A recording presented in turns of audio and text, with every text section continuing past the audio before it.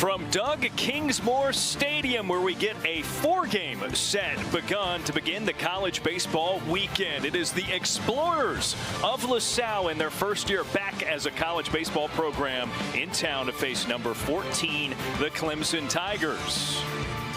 Welcome to you with Coach Ron Smith. I'm Darren Vaught. We hope you're doing great. Ron, I'm really excited about this weekend. We've got a notable Clemson alum at the helm of this Explorers team in town, a reunion of sorts, but you know the Explorers 8-2 on the season would like to keep up those winning ways in ranked fashion against these Tigers. Well, David Miller, the head coach, just done an outstanding job, and they are off to an 8-2 start. They've got some veteran players, and it should be a good series.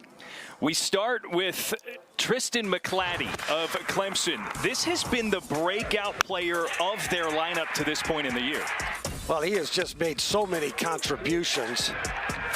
He can play third base, center field, any of the outfield positions, but he's hitting .381. He's got 4 home runs, 14 RBI. The most impressive thing for me is he's got only 4 strikeouts.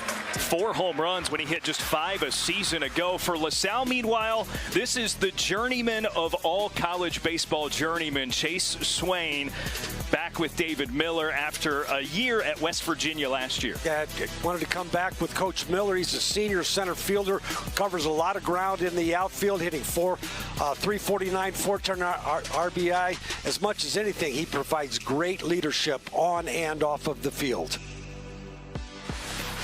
Starting pitcher, meanwhile, is a freshman for Dylan Harrison. Remember, no Aiden Canuck. It was announced earlier in the week by Eric Bakich. It will be a week off for their ace prior to beginning ACC competition a week from now. But this is a young man that they have a lot of high hopes for. He's a two-way guy, and ultimately, I think, is going to provide both some pitches and ABs for this team. Obviously, a very athletic young man, and I think as much as anything, they like his composure. He's not overwhelmed by any of the situations that he has been thrust into, and got good stuff. Obviously, his stats are good. Fastball, slider, and changeup, and needs to throw more than 1 for strike. Look at the Explorers lineup that he will be facing. Brothers bookend it, Ryan and Daniel Perez, beginning with the younger of the two. Carter Groen, one of their bigger bats in the lineup. 18 runs driven in so far this season.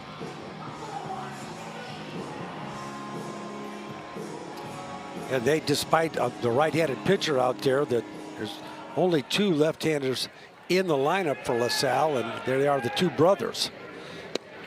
I guarantee that Ryan Perez's and Daniel Perez's father was a baseball player. Yeah. Because they both are hitting left-handed. So Harrison working quickly, couple of pitches outside of the zone, and a quick 2-0 count. Perez pops it up, and it makes its way out of play for strike 1.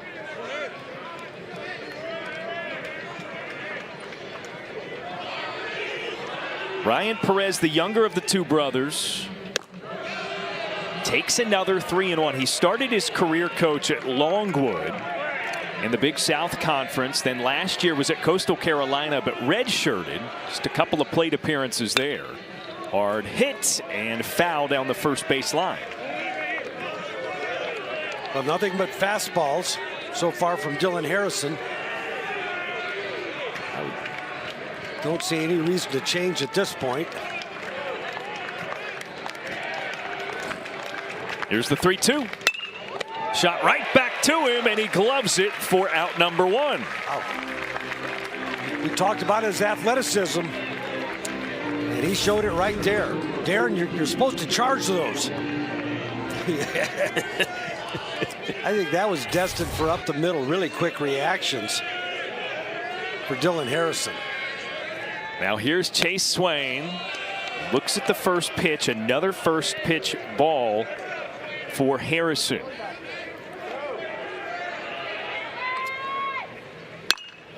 No, he's not missing by much. I mean, it may be a ball out. And this is a strike thrower through the first few appearances of his career. And this is a strike throwing pitching staff. There's the first breaking pitch. Hit That's well. shot well up into the air, into deep left field, and gone.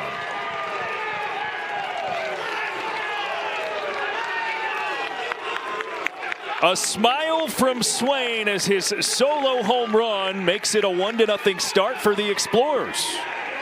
8 straight fastballs from Dylan Harrison, and he throws that breaking pitch and hangs it over the middle of the plate. As you can see right there, just about belt high over the middle of the plate. And despite a pretty hefty wind blowing in from center and left field, that ball carried out of here. Off the handle, and a line drive single into center field for Carter Groen. Consecutive knocks for LaSalle. That was part of the pregame conversation, just, you know, meandering from one dugout to the other, talking to both teams' pregame coach, was that left field was going to be a difficult place to leave the yard today. Yeah, I mean, the wind's blowing in probably 10 miles an hour, and although as hot as it is, that ball's still going to carry. And LaSalle comes out swinging the bat. Designated hitter Ruben Livingston now at the plate. Another breaking ball. LaSalle's not afraid to try to steal the base. Going 3 for 7. Their percentage isn't really good, but they're not afraid to give it a shot. Another one. Way out in front with the swing. Livingston down 0-2.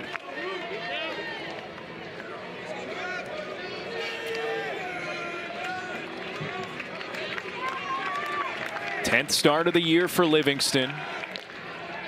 And a pickoff move, Groen back.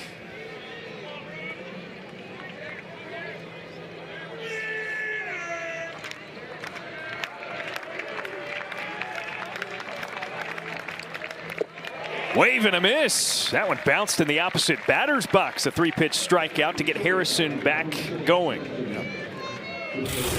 Good looking 0-2 pitch. Started out over the plate. Livingston way too anxious there. He swung at that one right out of his hands. Now the shortstop, Justin Sestawicki.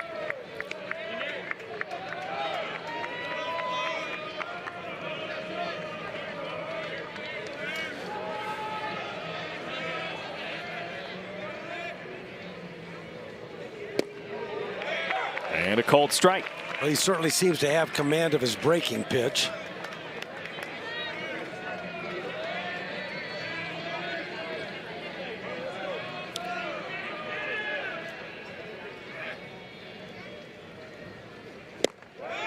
Another one offered at and missed.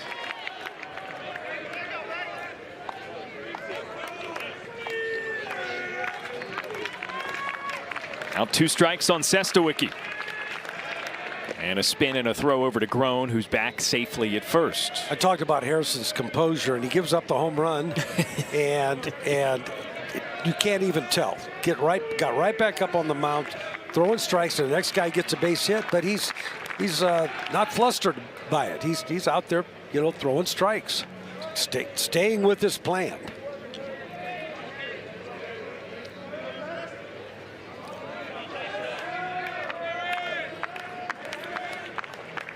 Again with 2 strikes, and it's tipped back.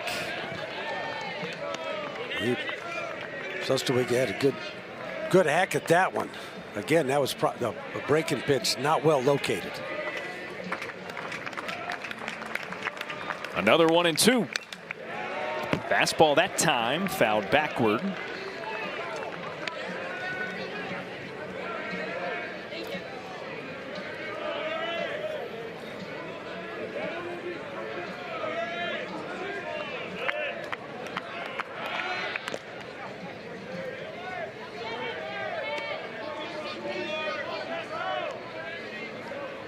Not an aggressive lead by Groen, but as you alluded to, aggressive on the base paths so far this year. The Explorers have been. Yeah, and here's another move. 7 attempts. They would really like to get a runner in scoring position with 2 outs. Conversely, the Clemson defense, especially in the outfield, deepening up a little bit. There goes Groen. Pitch misses high. The throw from behind the plate. Jarrell on a dime, but it's bobbled and dropped. Breaking pitch. Good pitch to run on. He got a good jump.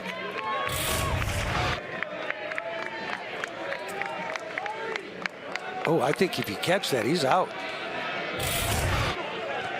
Yeah, the throw beat him. He's just got to catch that ball. Now 2-2 with the runner on second. Called strike 3 on the outside corner. Nice bounce back by Harrison, but LaSalle strikes first. A solo home run for journeyman Chase Swain. Explorers up by 1, and Clemson with their first crack at the bats when we return.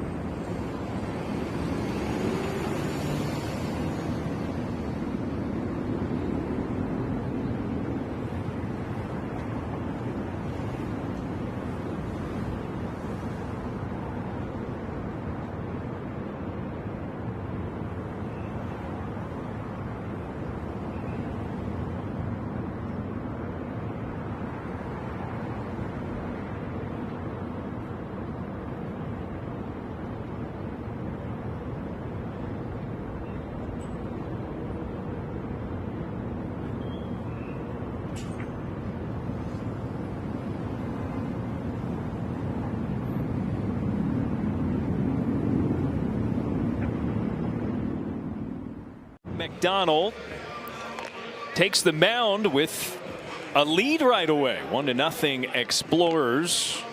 The left-hander fastball, changeup, slider, curve. A graduate who missed last year due to injury, but has looked good through a few starts so far this season. Yeah, really good start of the season for him. He's not a guy that overpowers. He's going to be mid-80s, but as you mentioned, he throws 4 pitches, and as always, the key has been able to mix those and throw them for strikes. Began his career at Sacred Heart, where he was there for a few years, only pitched in 2 of them, so he's kind of alternated years throughout his career with suffering injuries. And this is a Clemson lineup that Eric Bakich and company, Coach, I think they all echo each other in that there are some pieces of this lineup that are yet to awaken, and Ty Dallies for sure is one of those. I agree. I love his swing. I think he's been a little bit over anxious, especially after he didn't get off to a real quick start and maybe a pressing, but he's got a really nice swing. Jaron Purify, the leadoff batter, shows bunt, pulls it back away, and has a 1-0.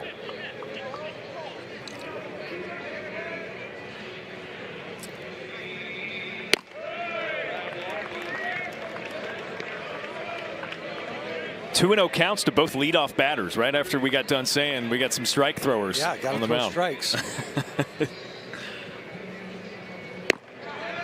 Purify takes, and it's 2-1. Good take as a leadoff hitter.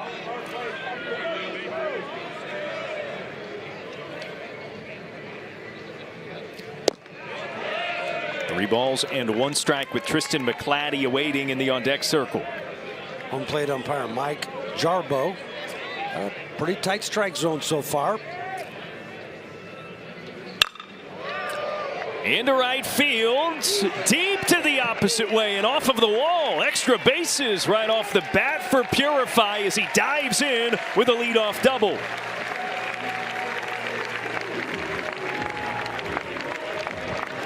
Well, he gets a 2-1 fastball, and it's kind of up and in. He inside outs the ball, got his hands well inside, and able to get the fat of the bat on the ball. He let it get deep, and he drove it. He showed some power there. That is a really nice swing. And boy, he's fun to watch run the bases. Puts a man in scoring position. as Tristan McClatty steps and watches it all the way through for ball one. I tell you, something that Clemson has had a great propensity to do, and that's to answer back.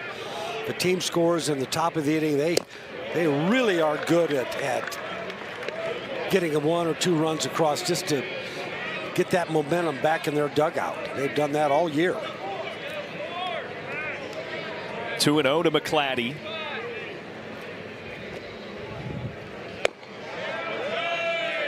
A watchful eye, and he's got 3-0. 287 with 5 home runs all of last year. He's already clobbered 4 homers this year. And that's ball 4. He walks to put 2 aboard with no outs.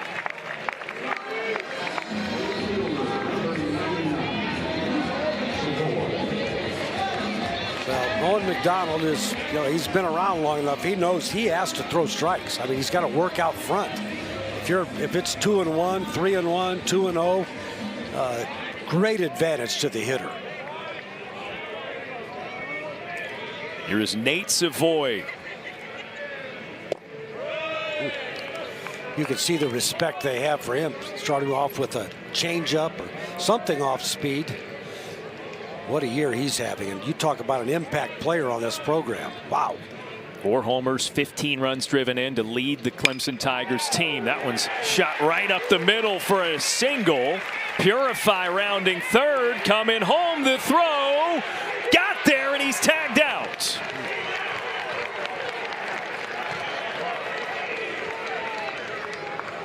Well, that came in from Chase Swain in center. And I think Coach Purify might have thought he was up easy. Well, the ball's hit hard, and it's pretty much at the center fielder Swain, and he just makes a perfect one-hop throw to tag it. Purify had to hesitate just a split second to make sure that Perez, the second baseman, did not catch the line drive, and I hope Purify's okay.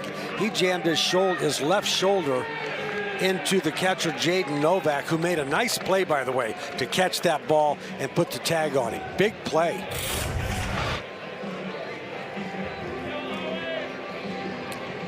You see here, tag, there it is, and then watch the shoulder. Boom. Oh yeah, slammed right into the shin guard of Jaden Novak. That's really a nice catch. So this is under review. Call on the field is that Purify is out. And really, you're just looking to see if he gets underneath the tag with that left hand. Throw definitely beats him. Well, I don't know how you can overturn that.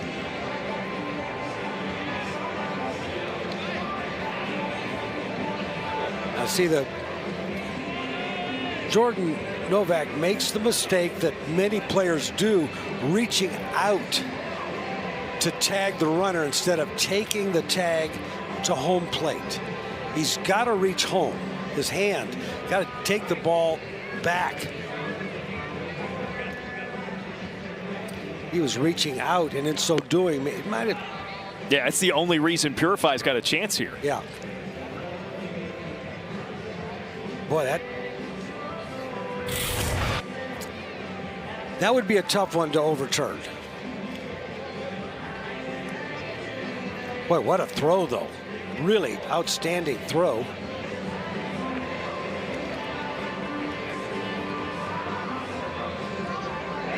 So the call stands. Purify thrown out at home. Yeah, and I like the timeout by Eric Backett. Since, we still have a rally going here.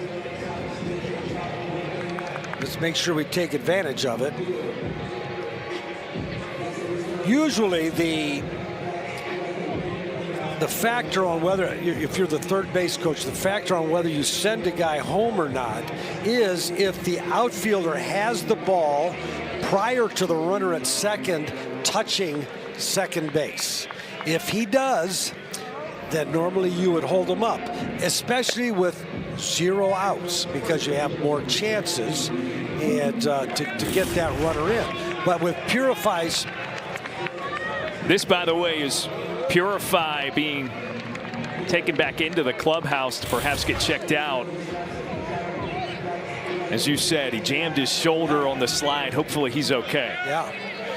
But with Purify's great speed, I think Coach Schnabel says, hey, go ahead. And I don't blame him. So it puts them at first and second for Luke Gaffney.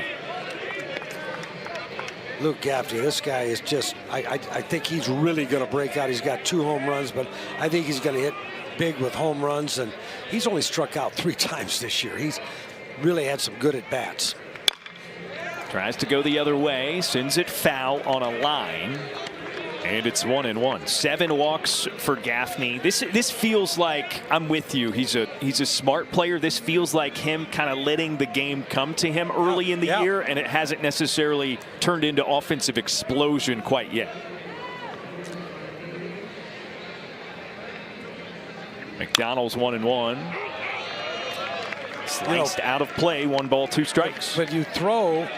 I mean, he's topping out at 85, and Gaffney wasn't able to catch up to it. But when you throw good off-speed pitches, especially a changeup, that 85 can be very deceptive.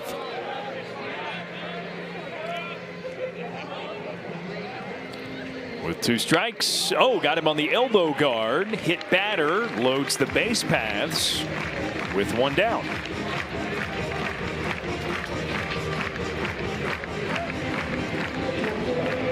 Free bases almost always come back and haunt you.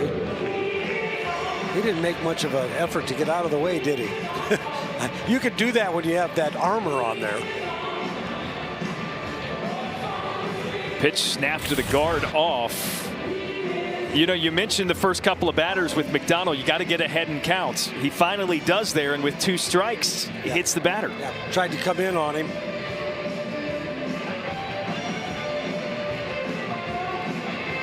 No one going in the LaSalle bullpen. They want McDonald to give them as much length as they can get in this game. John Sheehan, the pitching coach, probably just a settle down conversation there. Yep.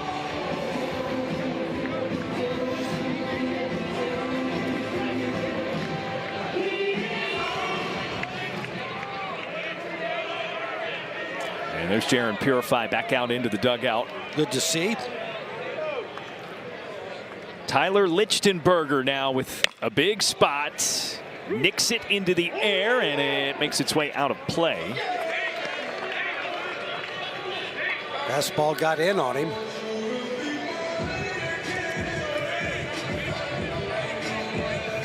Opportunity for the Tigers here with men on third, less than 2 outs. As I often say, got to put the ball in play. 0-1 to the App State transfer. Watches it all the way through, even count. Good eye there. That ball started off on the left-handed batter's box and ended up well outside. Yep. Similar kind of pitch to make it 2-1. I think pitching coaches often do that to give a guy, let him make a little adjustment and throw a strike with the same pitch. And the fastball misses. 3 balls and 1 strike with nowhere to put him.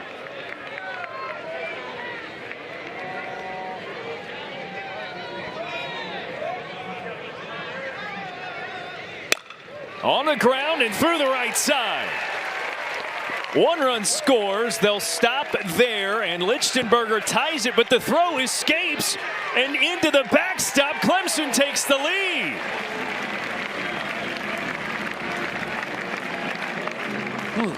Heads up play by Nate Savoy there. Yeah, no doubt about that. Interesting. I'm not sure why Novak was. Maybe he didn't see that throw. It looked like it was not that far offline, trying to hit the first baseman, Alec Welshans, as the cutoff man. Here's the throw, and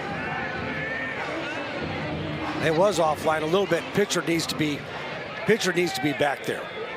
Ball hit to right field, base hit. He's got to go towards the third base dugout. Big base hit for Lichtenberger. If you're a Clemson fan, you'd sure like to see him get going. 1-0 to Jacob Jarrell now.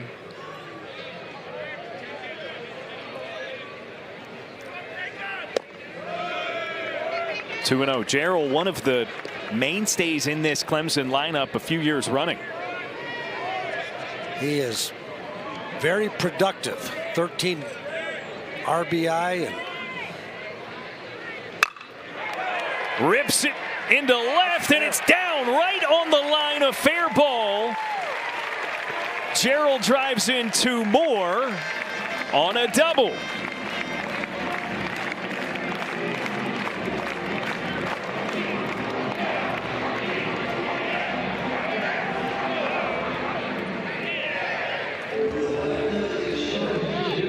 So that one got over the wall for an auto double. yeah.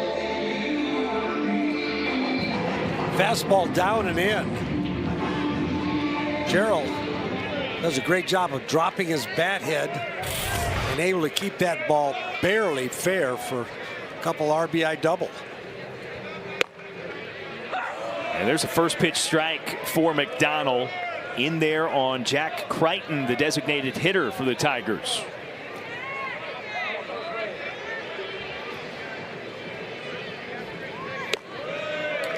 Well, both the hit batter and the walks eventually scored.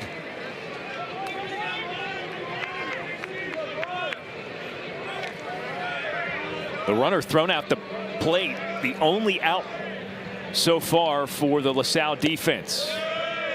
McDonald off the mark again. It's 2-1. That's unusual. Yeah. Tigers seeing the ball really well right now. They exploded for 12 runs against Michigan State on Wednesday.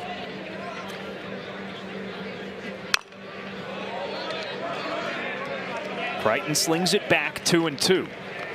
Crichton's one of those guys that, you don't notice him. He just gets big base hits. If there's a guy on second and nobody out, he's going to get him to third somehow. Gets a little 2-out base hits. He's just a guy that gets the job done. He's a winner. Watches outside, a full count now. I think working at bats counts as getting a job done. That's what he's doing here. Yeah, and a senior, he's been around.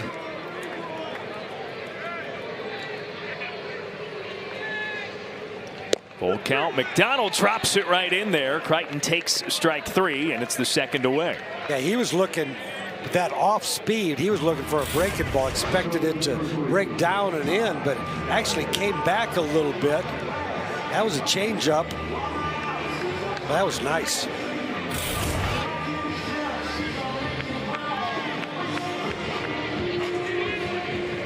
So that brings up Ty Daly with the man at second base. 2 down.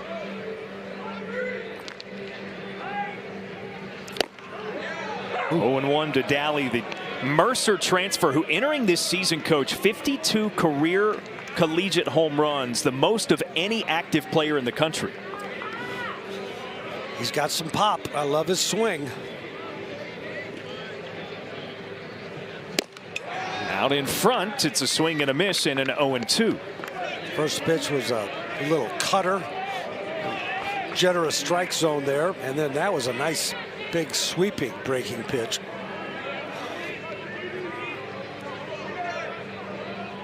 A lot of choices now for McDonald. 0-2, misses high with the fastball.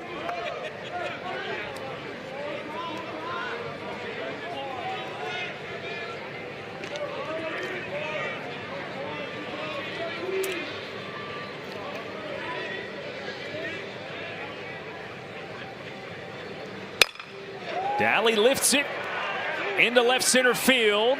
A short fly ball run down by Swain, and it retires the side. 8 batters went to the plate for the Tigers. They played 4 and lead 4-1 through 1.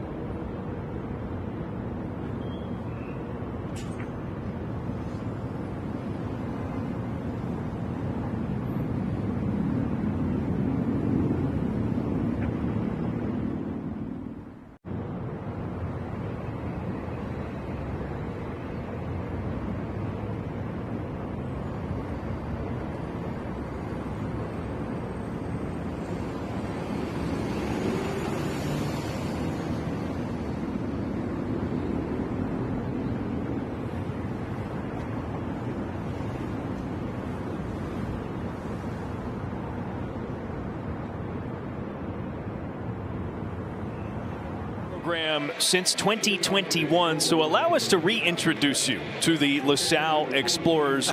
Most common question I've heard around this series, Coach, is where the heck is LaSalle? Notably, Philadelphia. North Philadelphia. North Philadelphia, there you go. Founded in 1863. How about this for notable alum? Bill Raftery. It's almost that time. March Madness is upon us. Might someone in today's game here at Doug Kingsmore have some onions kind of plays, you know? Yeah. Jaden Novak pops it up into foul territory. And it is caught by Jay Dillard for the first away. Fastball up and in, well located. Novak unable to catch up with it. And Jay Dillard in the lineup after getting his first start on Wednesday and really coming through, hit a home run, a double, and made big contributions. And you do that, that'll keep you in the lineup. Dylan Harrison misses up and inside to Alec Welshons, the first baseman for LaSalle.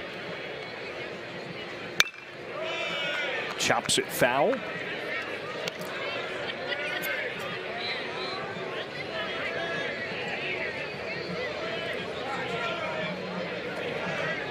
Welshon's the team leader in home runs with 5, and he's got a 2-1 count.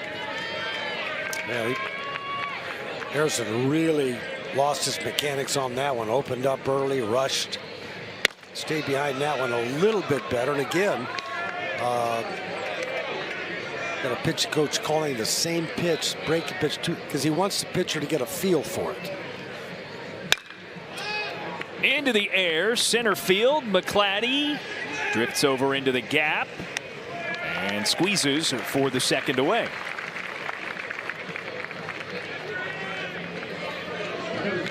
Well, you could see McClatty making some adjustments as the ball was beginning to drop. Pretty good wind out there.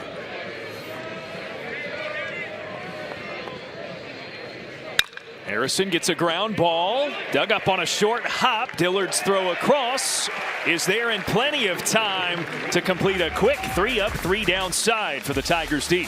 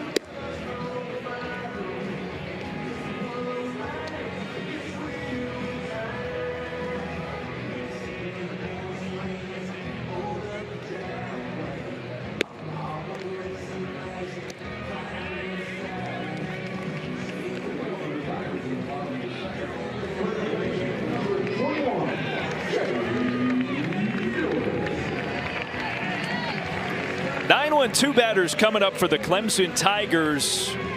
Coach, I've noticed several people in their green shirts around the ballpark this evening. Now, the locals know St. Patrick's Day normally during spring break here at Clemson, so they celebrate with something that they call Ain't Patty's Day. And there are murmurs, Coach, that Ain't Patty's Day is actually tomorrow. Yeah, any excuse. Ooh, even the Batgirls are involved in that. I like it.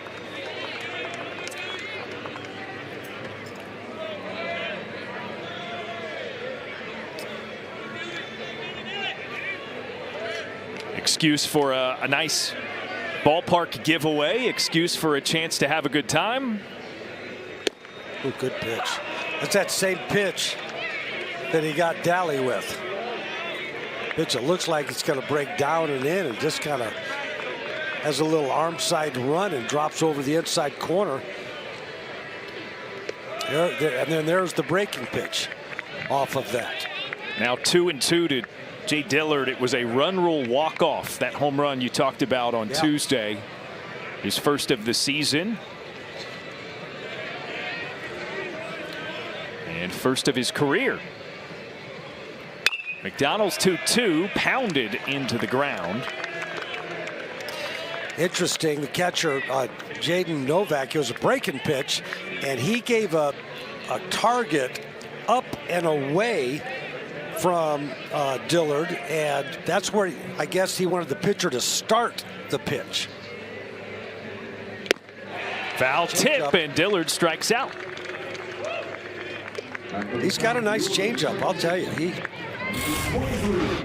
If he gets that thing going and can pitch off of it, he could be very effective.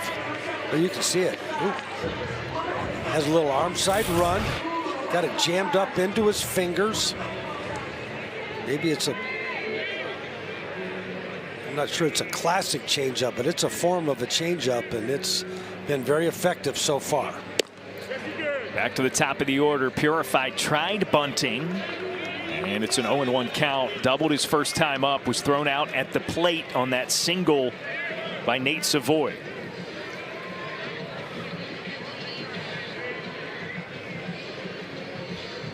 Oh and 1. Pulled but foul a long way.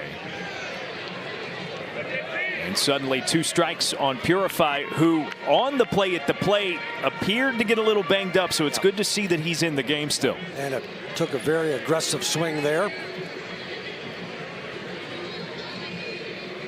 Now the 0-2. On the ground, over to second base. Daniel Perez makes the play. That's 2 down.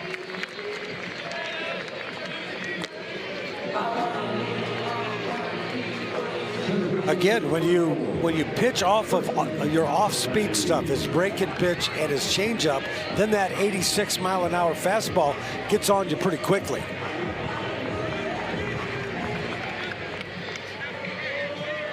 Two down, no one on for Tristan McClatty. Walked and came around to score his first time up, and easy take inside for a 1-0 there.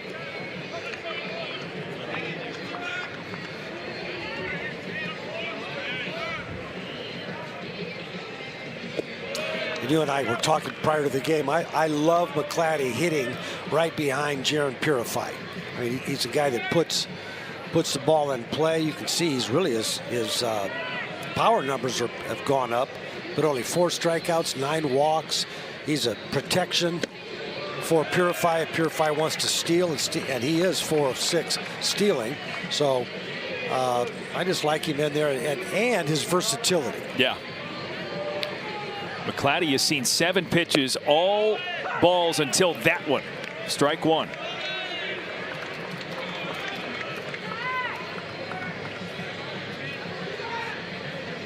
So now McDonald misses high and walks McClatty for the second time in as many tries.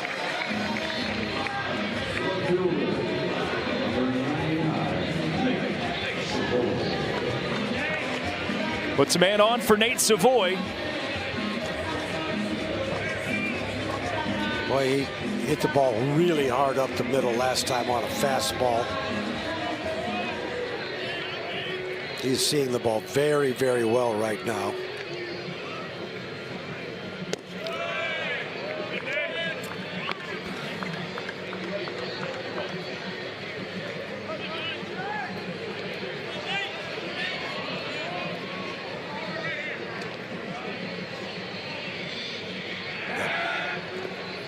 There's the lefty's move to first. McClatty back. Not sure if that's his good move. If that's his good move, it wasn't very good. That wasn't fooling anyone. Especially not McClatty. 5 stolen bases in 6 tries this season. Now he goes to the plate, misses low and in, and it scoots away from Novak. McClatty rounds hard at second, but will stay put, satisfied with one extra base.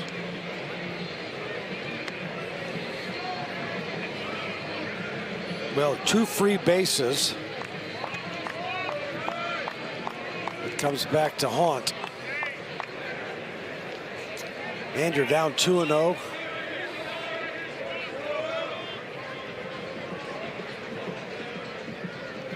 Hitters count. Savoy hacks and fouls it. You look at the middle of this, or the top of this order for Clemson. Purify at 304, McClatty 381, Savoy 391, Gaffney 381.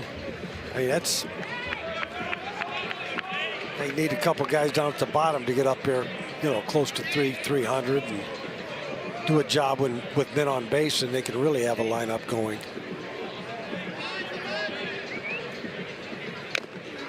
Savoy got a piece of it, and the foul ball makes it 2-2.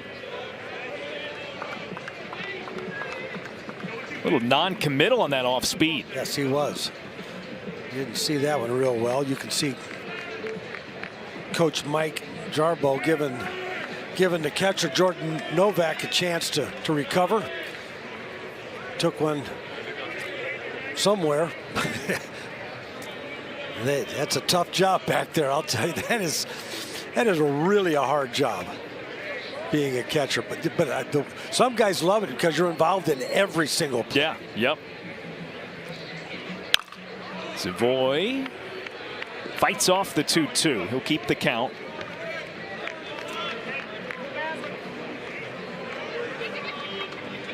So McDonald approaching 50 pitches, or rather surpassing 50 in this plate appearance. Yeah, and obviously with a 4-game series, you'd like your starters to get stretched out a little bit. There goes McClatty for third. Pitch misses low. 3-2, a stolen base. So now you've got a runner on third base with 2 outs, but you know, and without hitting the ball.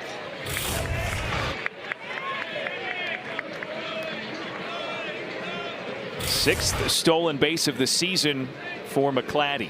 As a rule, you don't steal with 2 outs, but he had such a big jump. And it misses low and into Savoy for ball 4. I mean, again, there's less that you can do with a runner at third with 2 outs, Coach, but we've already seen a couple of wild pitches from McDonald, so you open up that possibility for it to get another run in.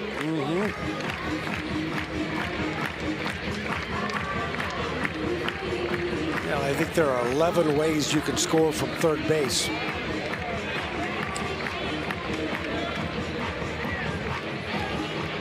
Don't ask me to name them. I was just about to.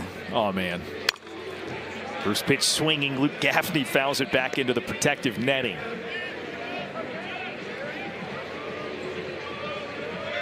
That seems more like an in-between innings exercise to see if we can count them up.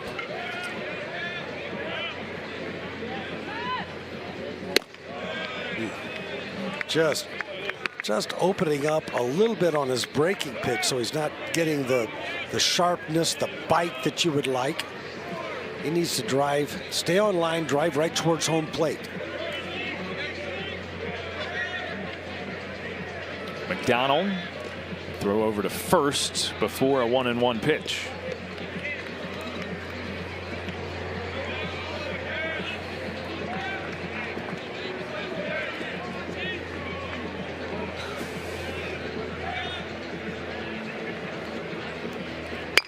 Gaffney strokes it out into left, and it's off the base of the wall. Savoy rounding third. Here he comes home. He's safe. And a slide into third is safe as well. Luke Gaffney drives in a pair.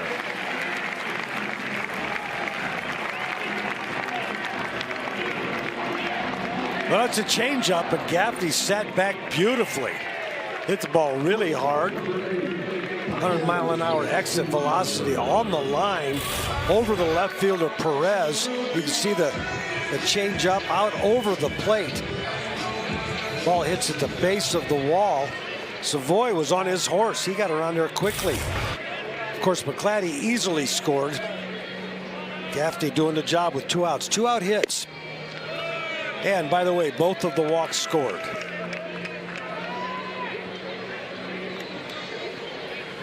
You like to say it. They'll come back to haunt you more often than not. Well, so far there have been 3 walks. They've all scored. There's been 1 hit batter, and it has scored. And that one's punched through the left side of the infield by Lichtenberger. It brings in another and makes it 7-1 Clemson. Lichtenberger 2 for 2, 2 RBI knocks. And that's the way he needs to swing the bat. Sit back and use the whole field. McDonald got himself in trouble with the walks. Pitching coach John Sheehan out to make a change. So McDonald has been chased in the 2nd inning, 2 down, and a runner on first for Clemson when we return.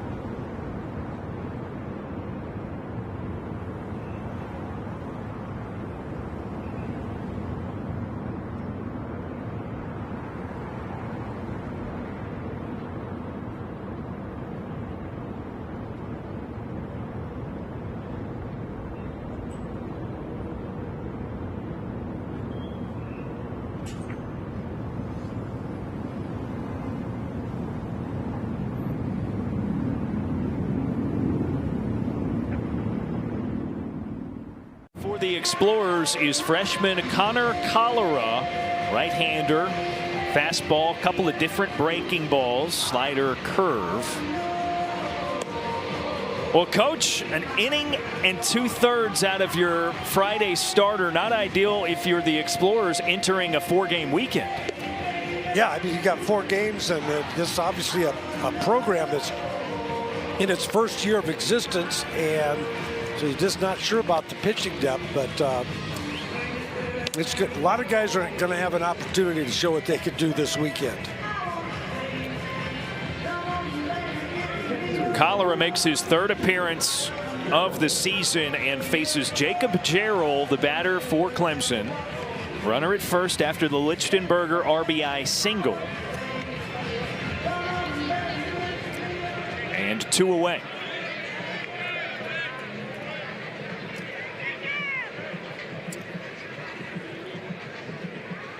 I mentioned Lichtenberger. I mean, he's 2 balls hit hard through the infield, but that second hit, really good. Let the ball get deep.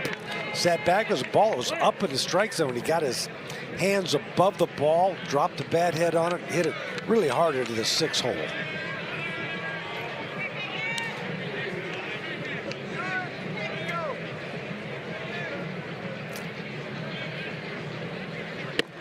Cholera's first, 90 miles per hour up and in, 1-0.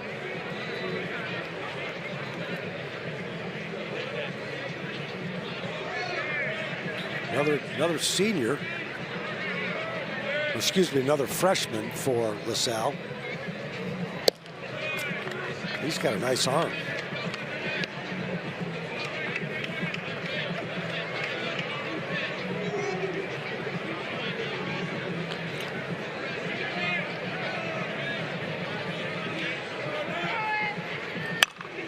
Gerald wastes it out of play. 2 balls, 1 strike. Yeah, that's a pitch he'd like to have back. He saw that really well.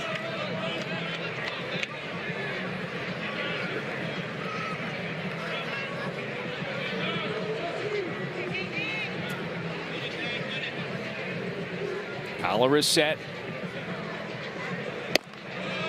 Darrell takes, that's on the outside edge.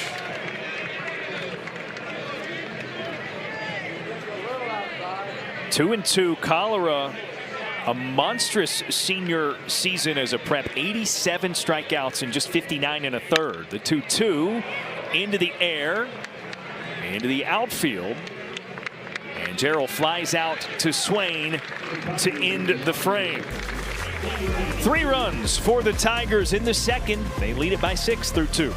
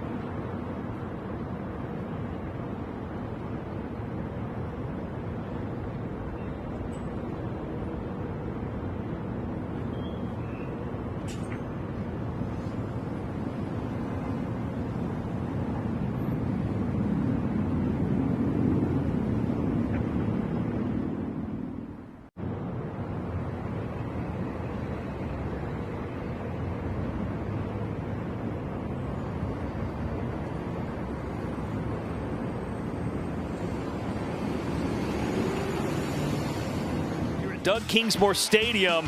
This is David Miller, head coach of the LaSalle Explorers, as a star player for the Tigers from 1993 to 95.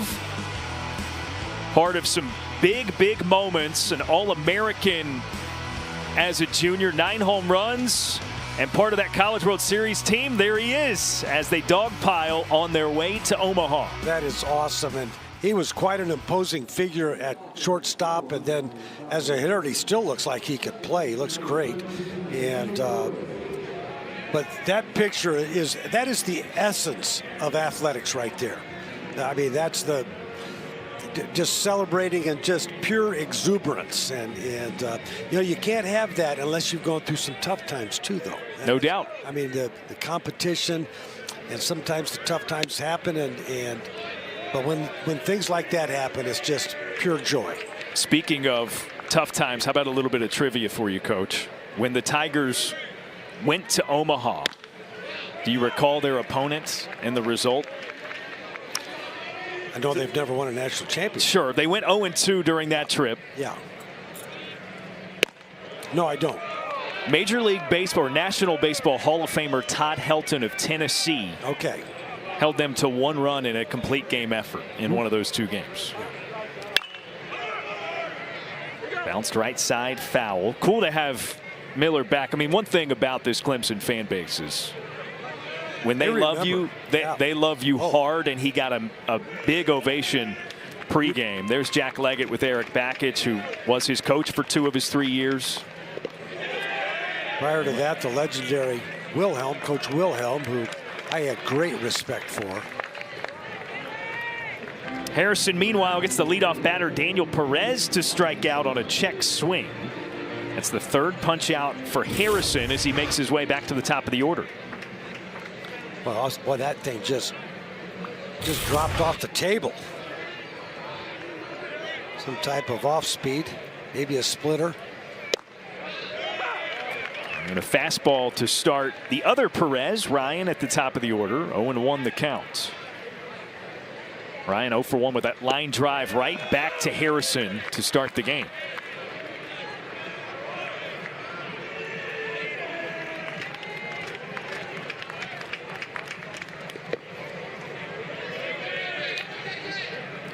Again, I talked about Harrison's poise. And he gave up the home run to the second hitter of the ball game, and then gave up a very solid base hit. But since then, he's just been lights out, just not affected. McClatty drifts over into the gap and makes the catch for the second out for Clemson.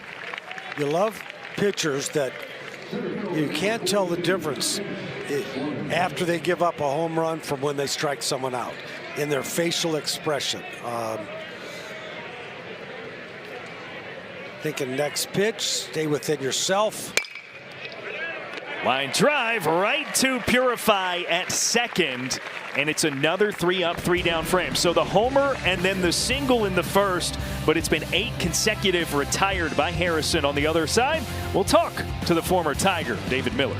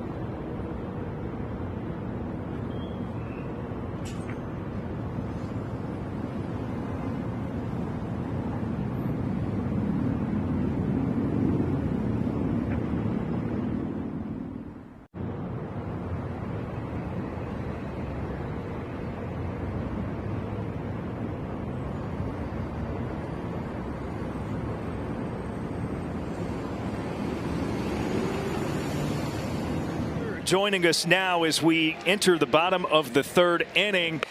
Coach, great to see you. I loved seeing the ovation from the Clemson faithful as you were meeting with Eric Bakich at home plate prior to this start. Let me just ask by asking, what's this homecoming been like for you?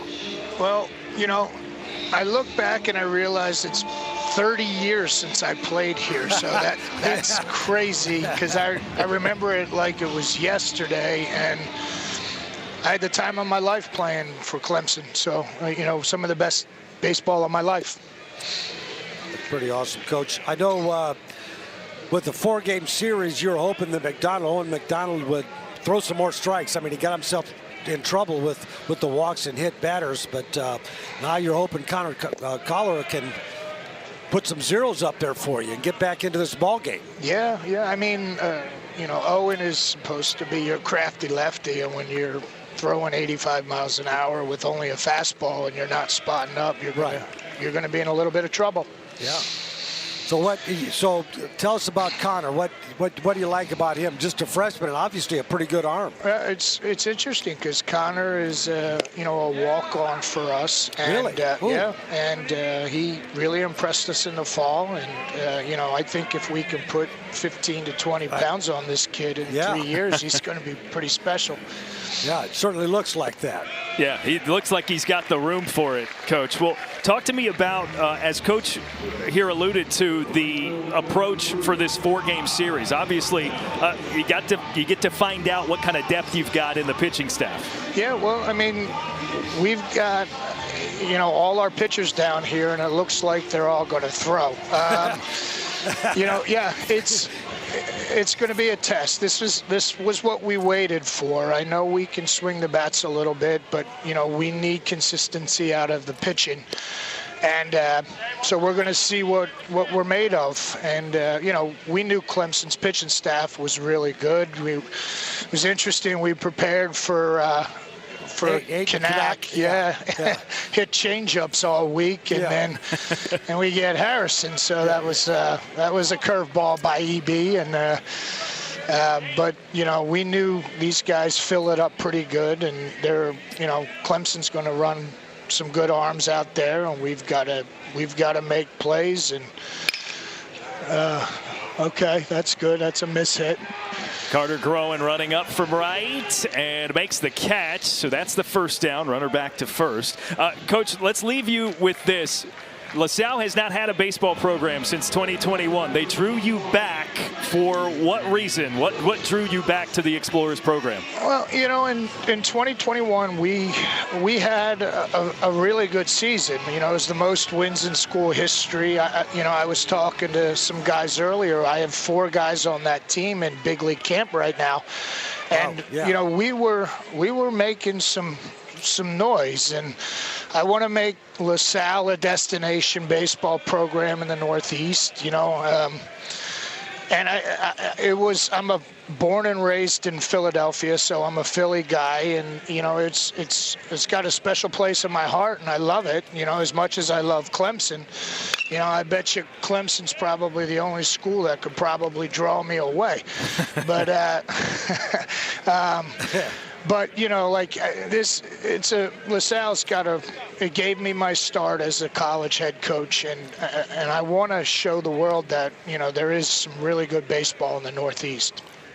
Coach, I love it. I love your passion for it. I know Ron here by my side echoes that sentiment as well. And we think it's personally better when all schools have college baseball programs. So the more the better. We're glad to see you guys back in the action. Yes, sir. Yes, sir. All right. Appreciate the time, Coach. Best of luck the rest of the way. My pleasure. Thanks, guys. That's David Miller. Man, I know you had a long talk with him pregame. Yeah. Just a super impressive guy. Delightful. And I mean, not only just a fine ball player, he's had a nice coaching career and quite a gentleman.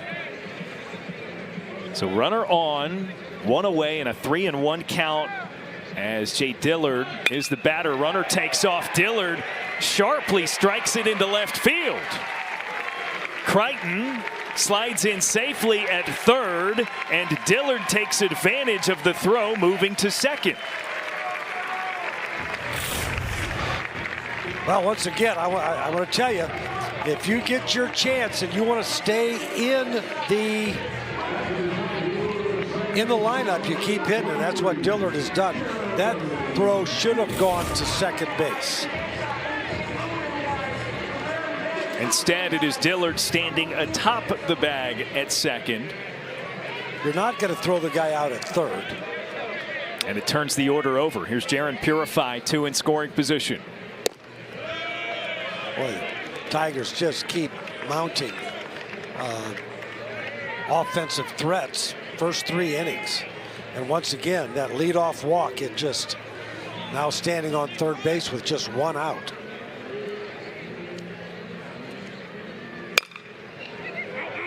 Lifted out of play, 1-1 to Purify, who is 1 for 2, a double his first time up. And a little over anxious there. That was out of the strike zone.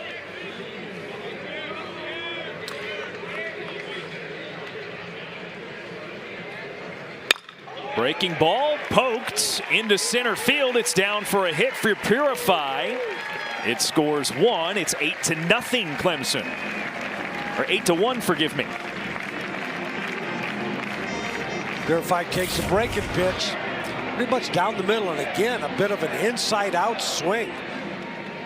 Not trying to pull it, just taking what he's got.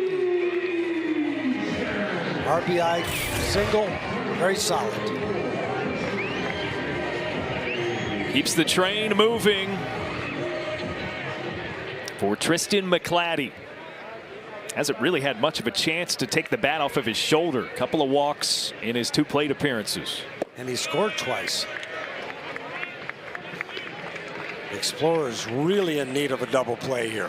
They're that double play depth up the middle.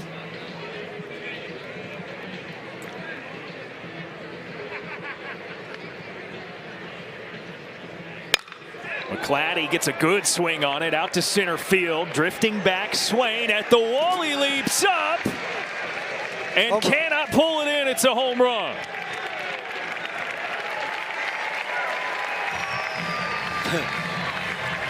Swain, the Salle center fielder, didn't give it away that he didn't catch the ball. It looked like he very well could. That ball was hit into the teeth of the wind. Really good swing. But McClatty just continues to produce. He matches his home run total from a season ago already with his 5th of the year. Boy, he just missed it. He went up the terrace there a little ways and looked like a LaSalle fan got that baseball. I'm surprised he didn't throw it back in. So that's 4 across in this bottom of the 3rd inning. And a 10-run Clemson lead. McClatty happy to have something to swing at. He had walked on 9 pitches combined his first 2 times up.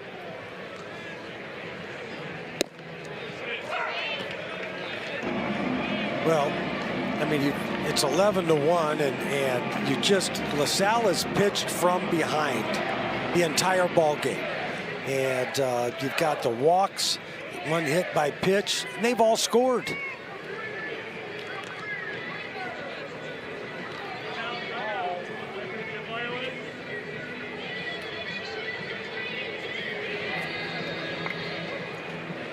And I think that was an action clock violation signal, but the count was already 1-1, and that was the count signaled by Mike Jarbo. So perhaps maybe just a warning. Hard ground ball over to shortstop. Sestawicki, a nice play. Good strong arm from the hole from Sestawicki. Looked real comfortable doing that.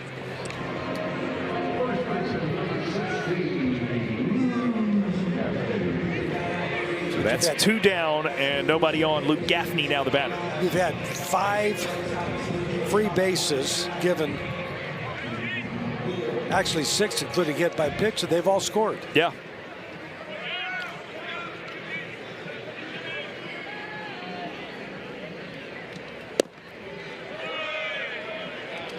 One and 0 to Gaffney. He was hit by a pitch and came around to score. Also a 2-run double his last time up in the 2nd. 3rd inning already, the 3rd time through the order for the Tigers, as that one is into the air, into the gap, left center field. Swain is underneath and retires the side.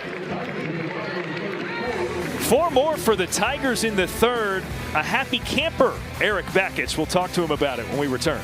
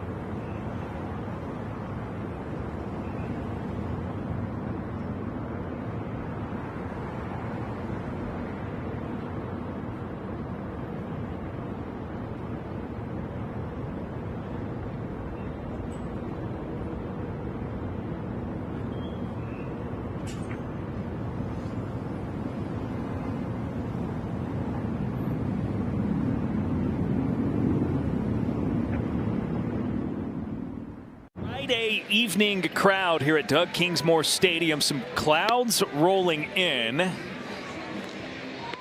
but no weather to be concerned about just yet, as the Tigers with a 10-run lead, 11-1 over the Explorers of LaSalle. One of 4 scheduled games between the 2 programs to occur this weekend, with a doubleheader scheduled for tomorrow.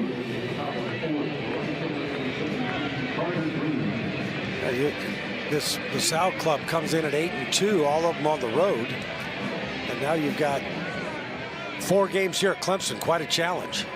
We are now joined by Eric Bakich, the head coach of the Tigers. EB, good to talk to you. Appreciate it. 10-run lead. You've been into the 3rd time through with your order in just the 3rd inning. You got to be pleased with the offensive approach.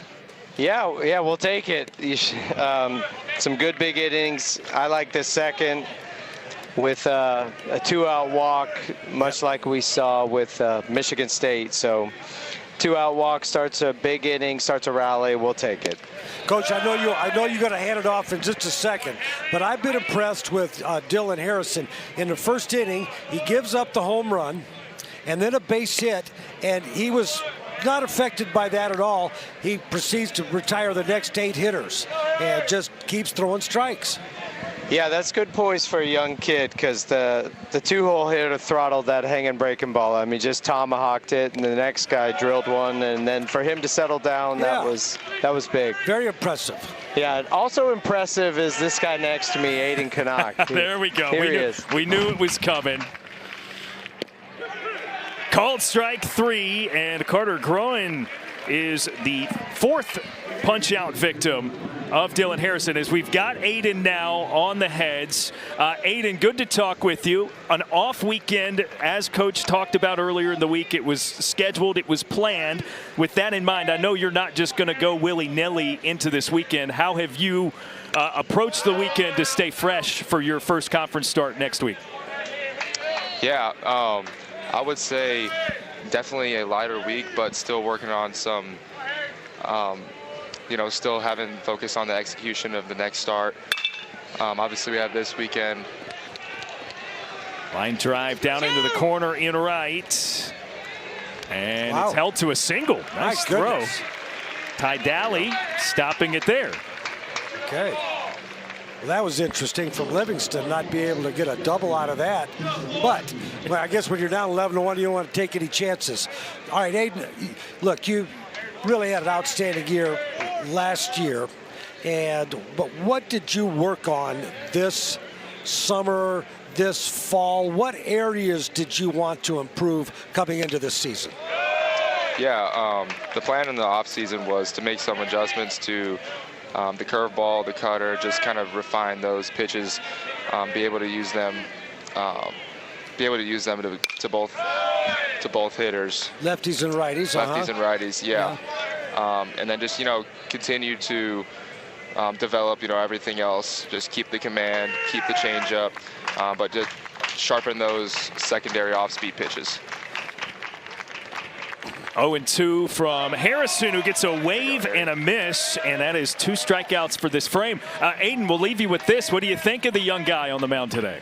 I mean, he's awesome. He's filling up the zone, getting ahead of the guys, going right after him is something you really want to see, especially coming from a freshman. So I'm very happy to see him, putting in the work out there.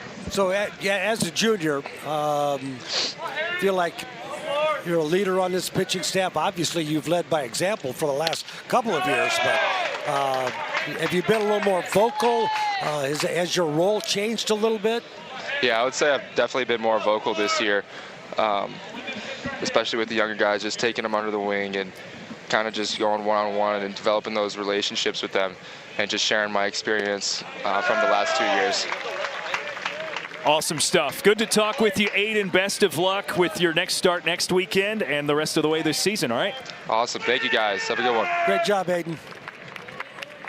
That is Aiden Canuck, the ace. And now an 0-2 from Harrison. Misses outside, so 1 ball, 2 strikes to Jaden Novak. Just a very deliberate guy at the top of this rotation for the Tigers. Well, yeah, and he's very cerebral about pitching. Yeah. He thinks about things and has a certain approach and very, very disciplined in his approach, always wanting to learn and improve. And very, very impressive young man. I think he's got a very bright future in professional baseball, mainly because of that changeup. Yeah. I mean, not that. I mean, his fastball's great, but that changeup separates him from others. 1-2 again, popped up. Will it get out of play? It does. Gerald sees it to the concourse. Nice catch on a bounce by a fan.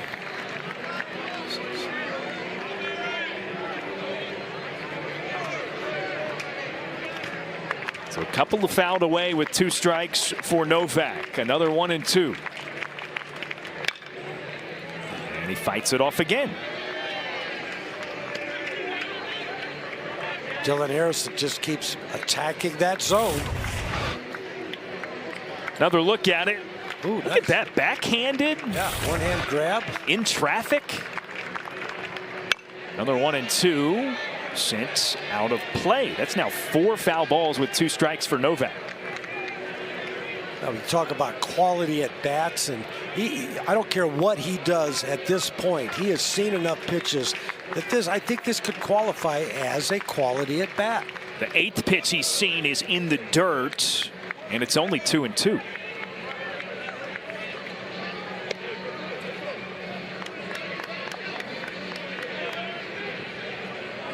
By a long shot, the most pitches thrown to a single batter by Harrison today. Here's number 9. And the count goes full.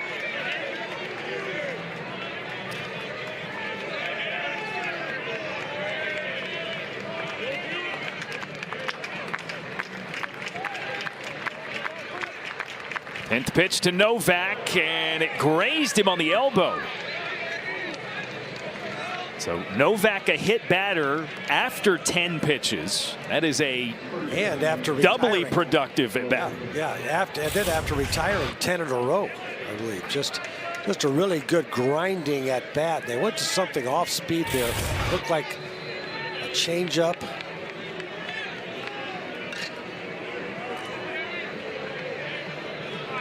So Harrison with a pair of runners to worry about, but 2 away. Fastball misses outside to Alec Welshins, 0 for 1 with a fly ball to center.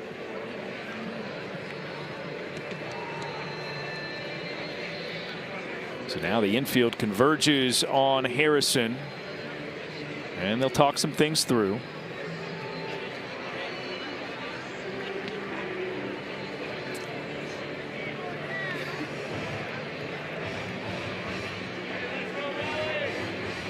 See a lot of Gerald, a lot of Purify in this conversation. Well, Gerald, veteran catcher, does a great job, leadership, handling his pitchers. Freshman was all ears.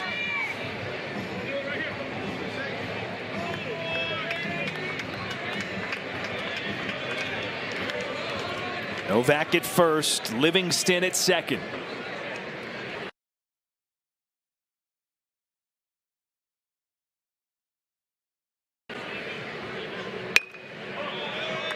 Half swing, fouls it, and Welshins count at 1-1.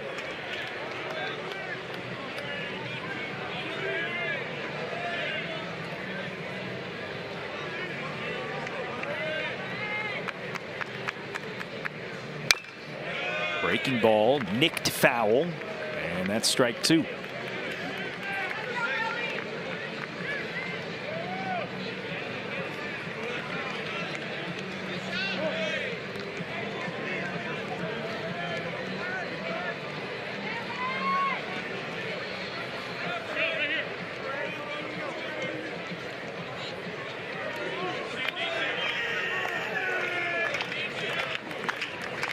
He's just love the calm look on his face you saw there from Dylan Harrison. With 2 strikes and 2 outs, sails it high. Intentional. Welshins doesn't go up for the. Tried to climb the ladder, change his eye level.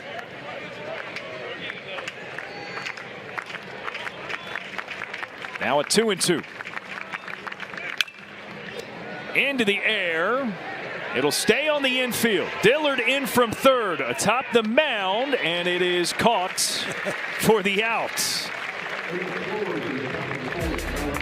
Somebody was going to get it. Luke Gaffney makes the call, and it retires the side.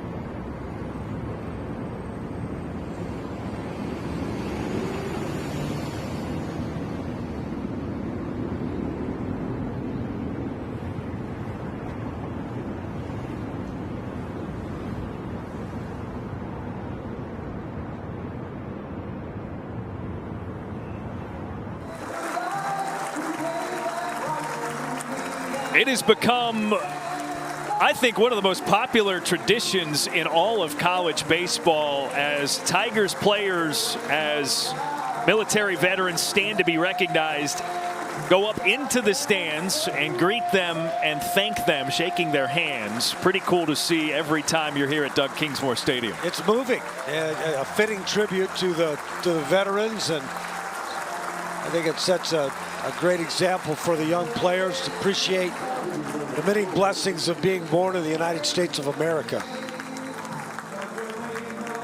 New pitcher for LaSalle. It's Dante Eduardi, the right-hander, a sophomore from Sea Isle City, New Jersey. And he'll be tasked with the middle of the order for the Tigers, beginning with Tyler Lichtenberger, the shortstop, who's 2 for 2, couple of RBI singles. First pitch contacted and foul. Lichtenberger, Jarrell, and Crichton, the 3 duo. And boy, if you can start getting some really consistent production from the bottom of that order, goodness, Lichtenberger turned that 5-hole after starting out the season in the 9-hole.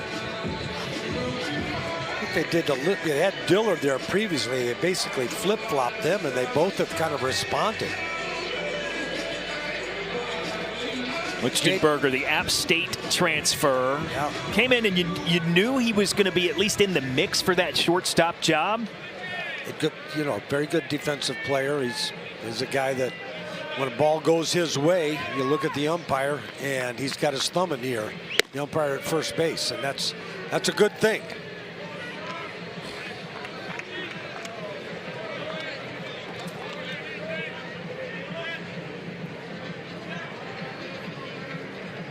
Now a 1-1, Eduardi. Drops it low, 2 balls and 1 strike.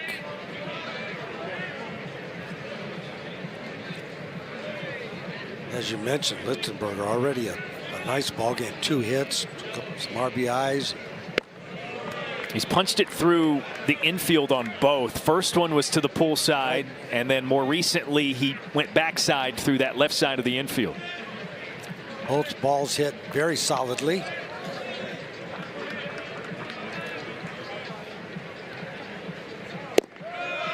Ball low is ball 4. Lichtenberger reaches for the 3rd time in 3 tries. 6th walk.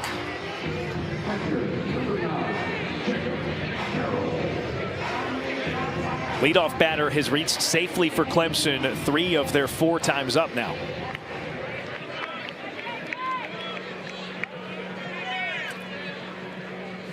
So we'll see if the trend continues and the walked batter ultimately comes in to score. 1-0 to Jacob Jarrell.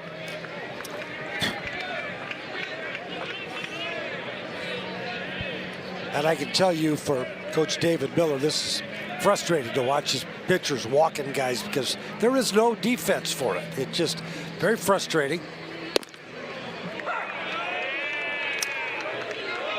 I mean, I'd rather see base hit after base hit than walks.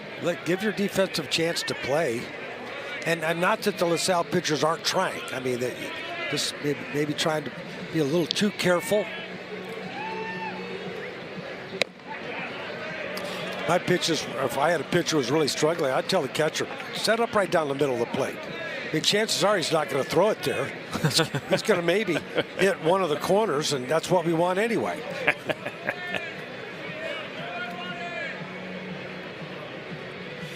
Eduardi at 2-1.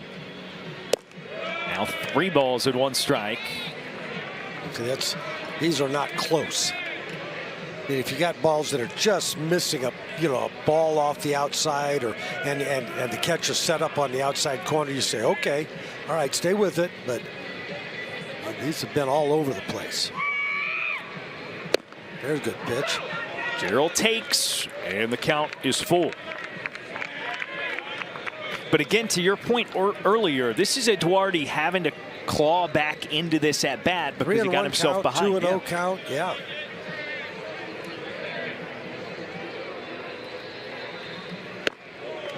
A miss high, ball 4, consecutive batters walked.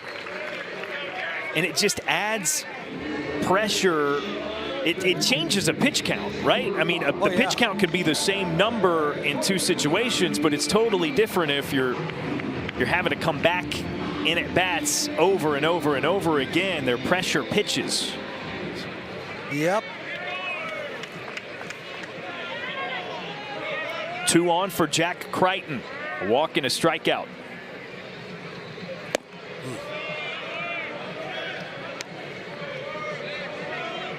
It's kind of hard as a hitter when you got a guy that's all over the place. Then all of a sudden he throws you, 90 miles an hour on the black, and you've got to be ready to hit it.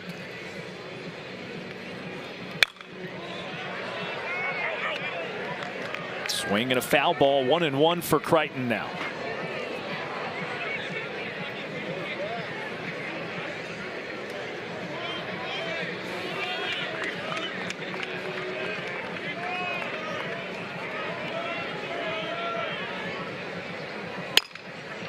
Crichton sends it down the right field line, but it curls out of play.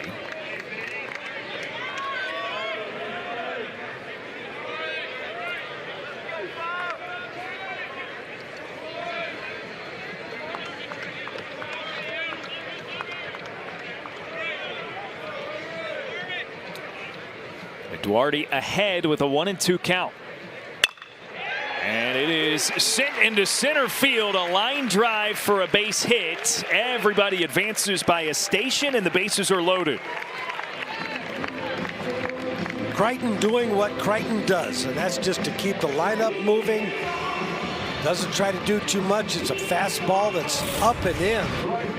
As you can see, boy, that ball is on the inside corner at the top of the strike zone, and he's got a really compact swing, getting his hands inside the ball and driving it up the middle.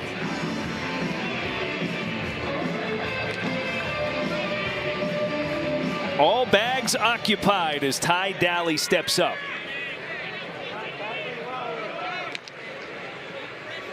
And Duarte's first sails above the strike zone, 1-0. They had thrown a lot of fastballs and then trying to throw that breaking ball, overthrew it, opened up a little bit, left it hanging up above the strike zone.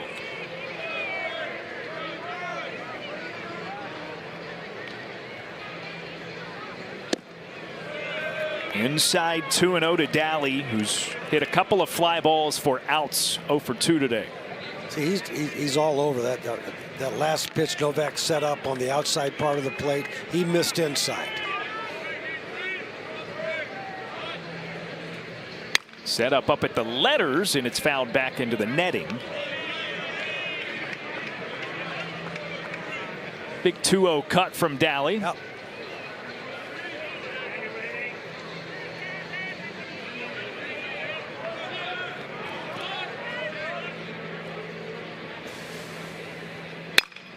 Liner out into left field, but right to Perez.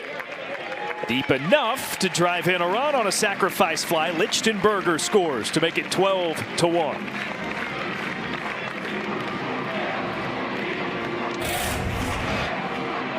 Well, it's a fastball. Daly lets you get deep, really hit the ball very solidly. And I mean, that's the difference. When things are really going well for you, that ball's in the gap.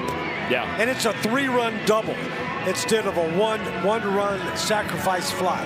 If he stays with it, those things, baseball has a way of evening out. Things catch up as long as you keep competing and stay positive.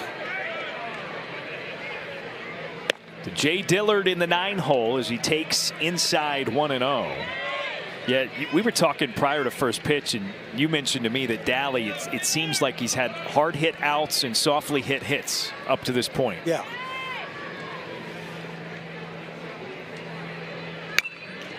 Good hack. Sends it back to the backstop, 1-1. Dillard 1 for 2, singled his last time up. You just love seeing guys like this get an opportunity after 3 years. Second start of the season for Dillard today. And he launches that one out to center field. Swain got a good beat on it. So 2 down.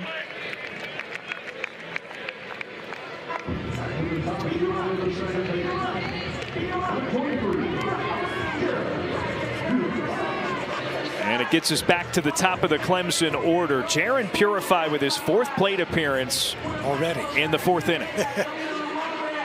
Well, there's been traffic every single inning for the Tigers. 2 for 3 with a run driven in so far for the Tigers' second baseman.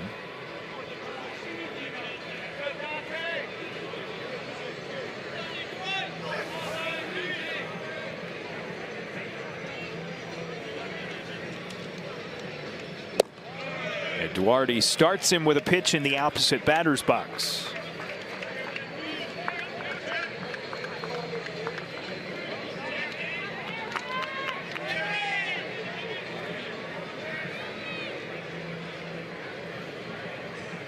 Ooh. Just missed it. 1-1. Yeah, that pitch was right down the middle.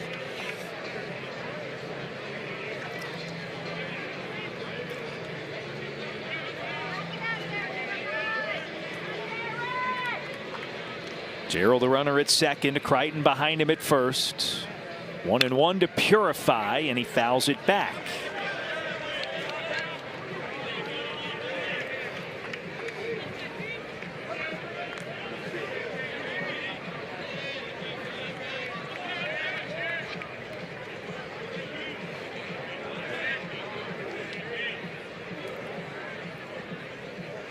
And Duarte with 2 strikes.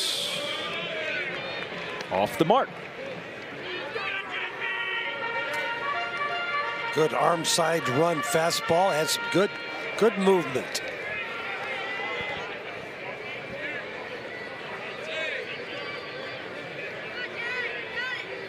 Now a 2-2. Purify stays alive.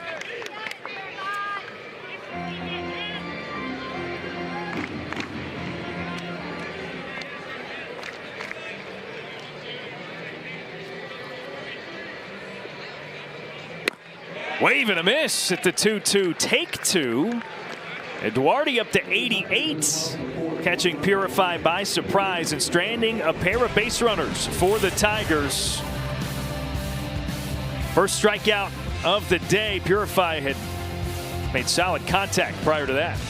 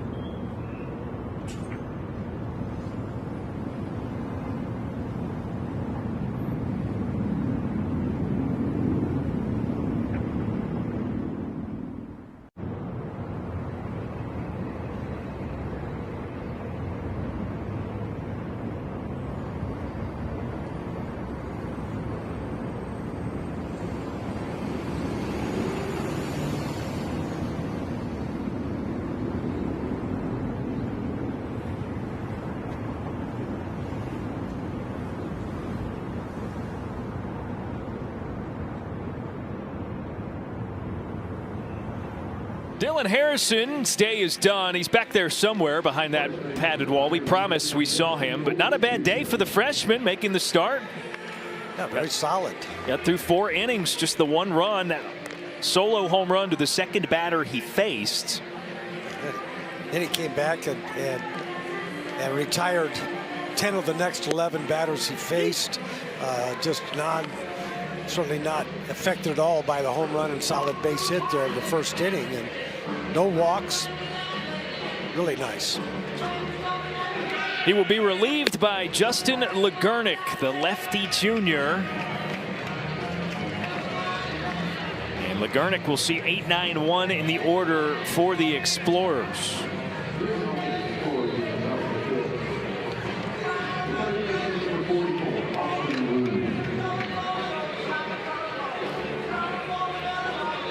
Legurnick, a veteran now for the Tigers, and needs to come in and fill up that strike zone. Ooh. 95. Hello, 95. The first strike. Austin Rue 0 for 1, a ground ball to third, his first time up. Rolls it over foul and a quick 0-2 count.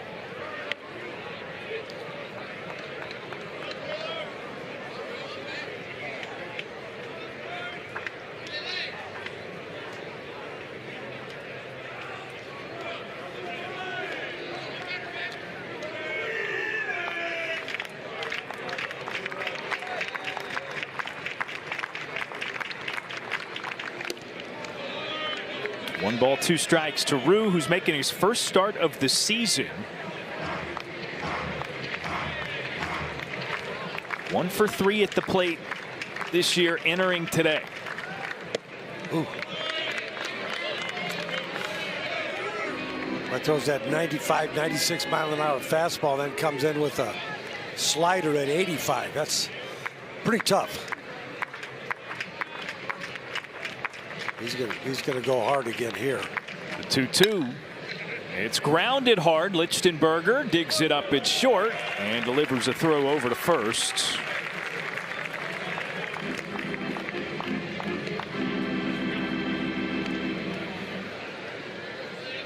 It's Jason Foltz Jr. over there at first base now in place of Gaffney. Ah.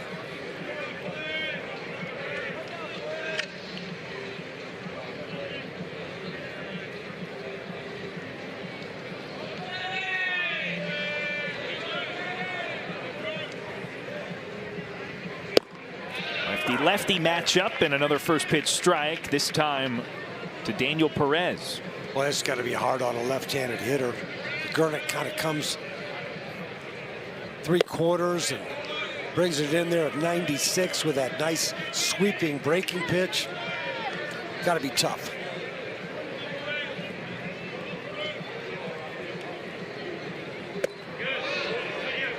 One and one, make it 2 balls and 1 strike as Perez does not come around. Laid off a really tough pitch.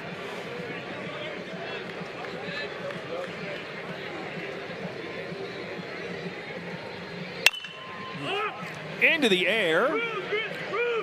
Into foul territory. Lichtenberger to his knees, reels it in the bullpen.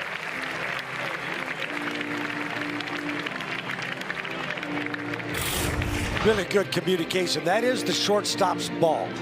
He's got a better angle. Called him off. Dillard does a nice job of getting out of the way. That's that pop-up communications drill. That's not the one where you say, I got it, you take it. No, you don't say that. I mean, good communication, and that, again, that is generally the shortstop's ball. We talked about Lichtenberger's prowess as a defender earlier. That's a pretty good example of it, as we've got a pinch hitter. A.J. Guyana is the batter.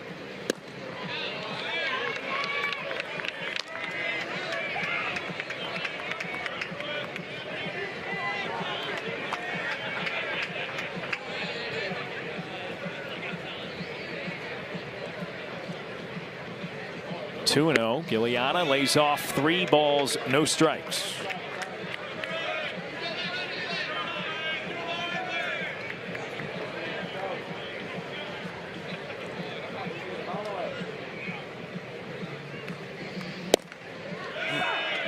Well, that is a well-located 94-mile-an-hour fastball with some movement.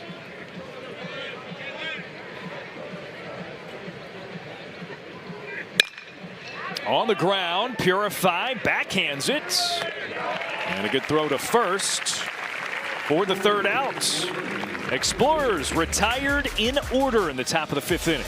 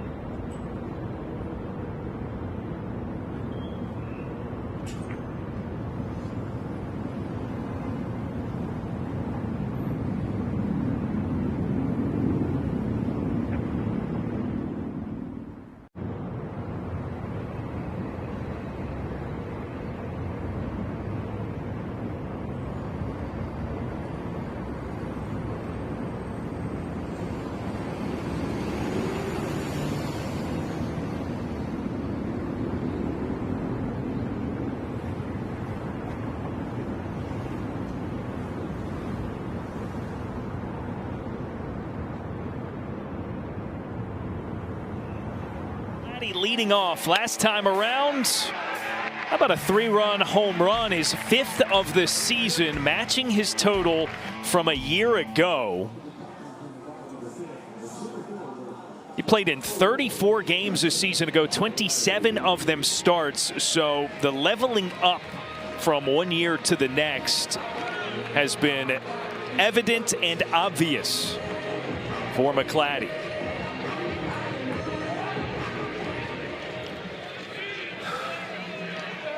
See the advanced numbers on that swing. 102 off the bat for his home run. And the first pitch taken. And a 1-0 count for McClatty.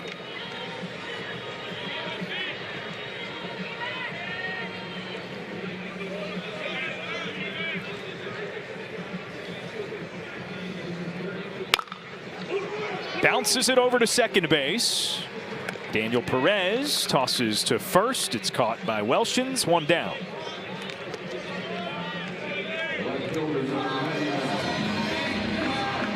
That's the first time McClatty's been retired today.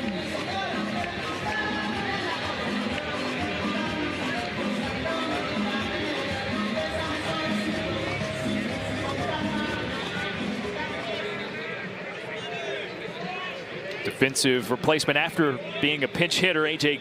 Giliana out in left field to replace Ryan Perez. First pitch swinging. Nate Savoy pops it up into shallow right. And Perez out from second to make the play out there.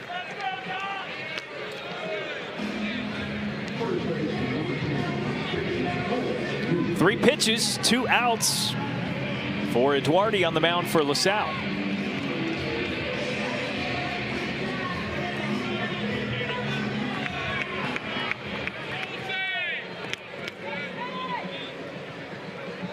Here's Jason Foltz for his first plate appearance. 1-0. He entered as a defensive replacement for Luke Gaffney at first base earlier for the Tigers.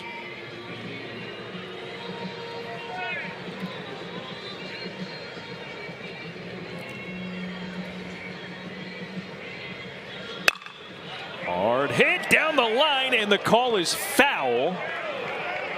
Ooh, that was awfully close.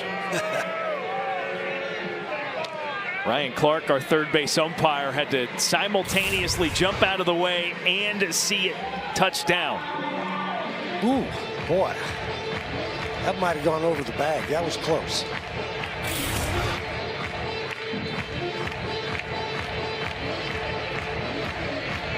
So it's a foul ball, strike one for Foltz.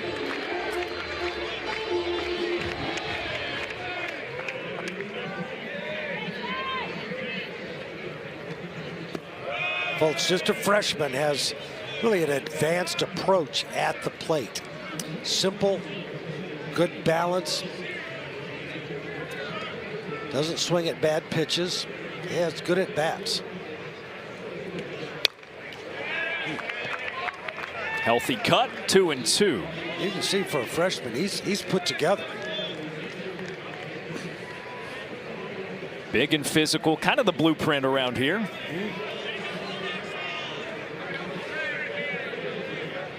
For a first baseman especially. And he chops it over the middle. Backhanded by Perez. Throw on the run, and he got that one too. Outs 3 ways delivered by LaSalle second baseman Daniel Perez in a 3-up, 3-down frame.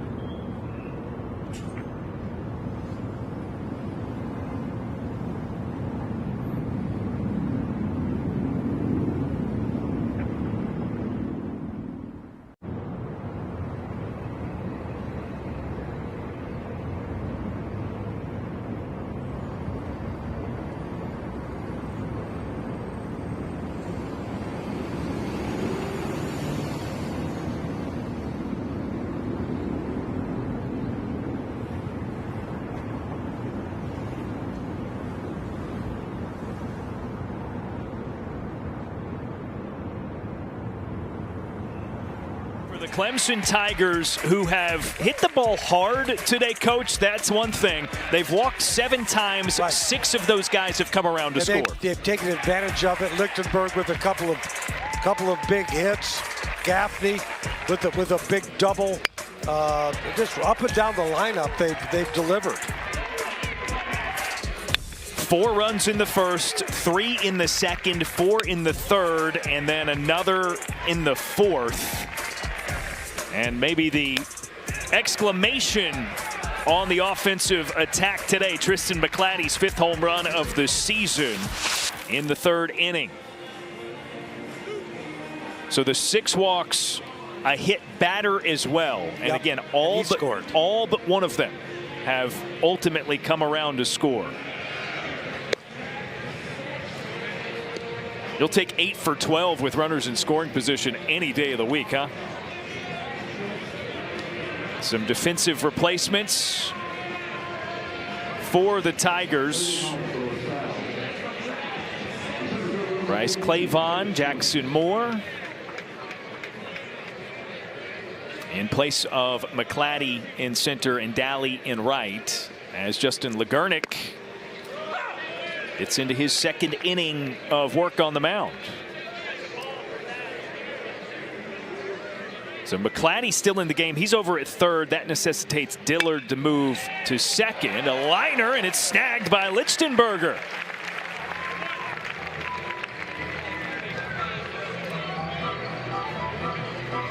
That's a couple of line drives for outs by Chase Swain today. He's had the home run and then 2 really solidly hit balls.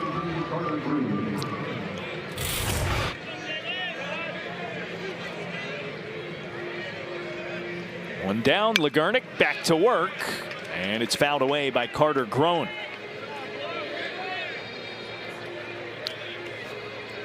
So there's McClatty making the move to 3rd. You talked about his versatility earlier, had been in center field.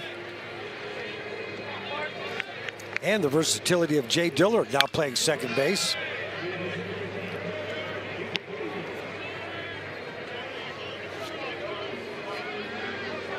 Quick 0-2 to Groen. Singled in the 1st. Strikeout looking more recently in the 4th. Weak grounder. Legurnik has it. Strong throw over to first. Almost a little too strong, yes. But it gets the second out. Well, he stood up a little bit. He didn't stay athletic, but still, nice job at first base there by Fultz.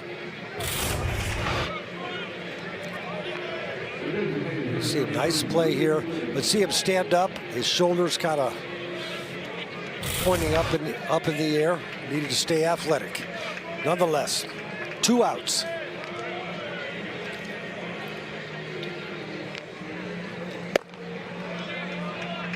One and 0 to Ruben Livingston.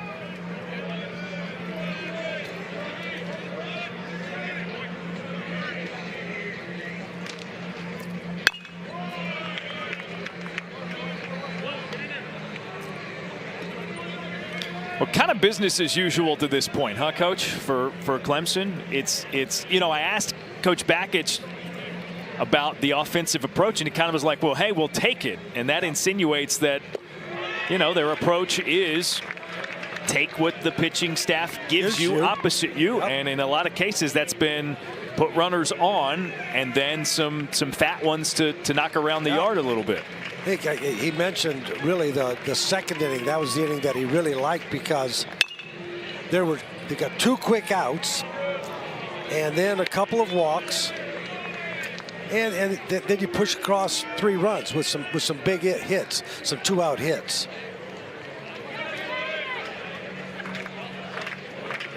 Legurnik with a 1-2 and 2 away. Ooh, got Livingston to come around.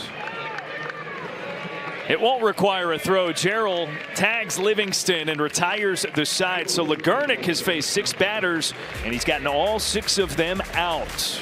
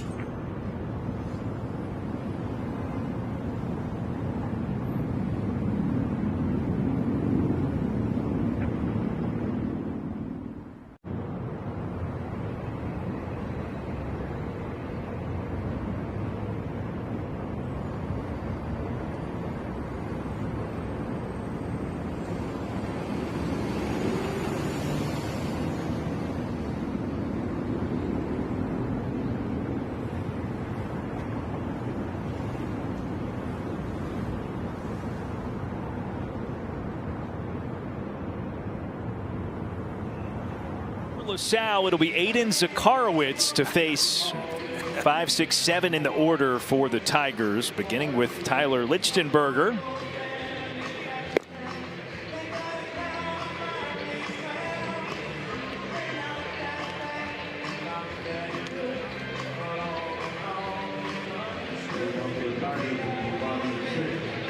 First appearance for Zakarowicz. The Tigers have had traffic on the bases in every inning with the exception of the last inning.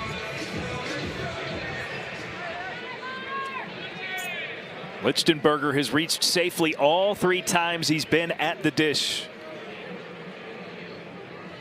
Couple of hits and a walk, and he takes a strike.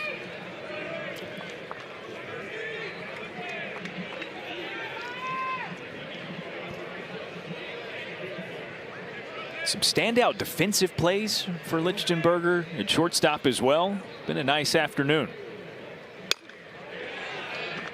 He looks good at the plate.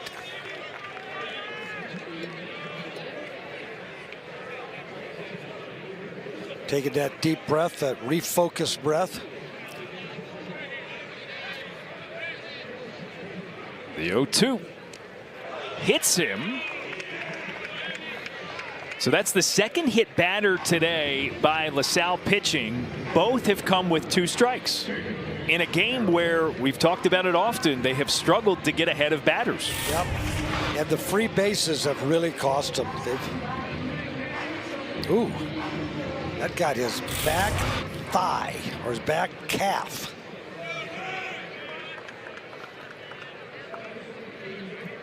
Man on for Jacob Jarrell now. And he's hit by the pitch. Ooh, that got him into ribs. You know, it's tough enough when you're a catcher and getting beat up back there. Then you stand in and take. Well, he's not happy. Oh. He knew that was going to be painful before it hit him. You could tell by the look on his face.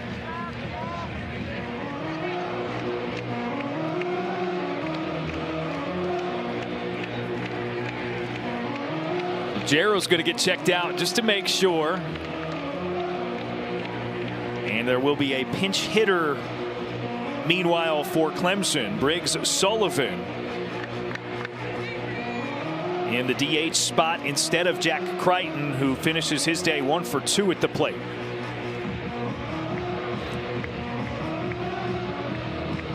And they're going to leave Jarrell out there.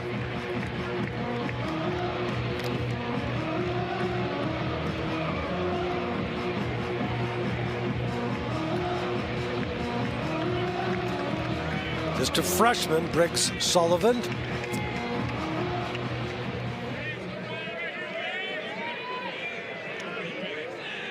First plate appearance of the season for Sullivan. And a warning issued to Zakarowicz to engage with the batter. Part of those action clock pace of play rules. It's a point of emphasis for umpires this season. I like it. I mean, there's no better game than baseball when the ball's in play. Watching a pitcher walk around the back of the mound is no fun.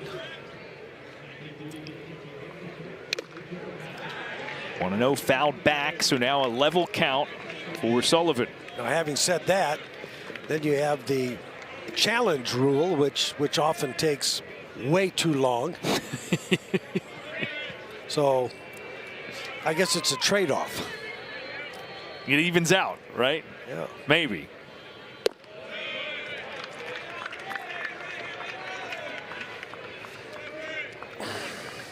Now 2-1.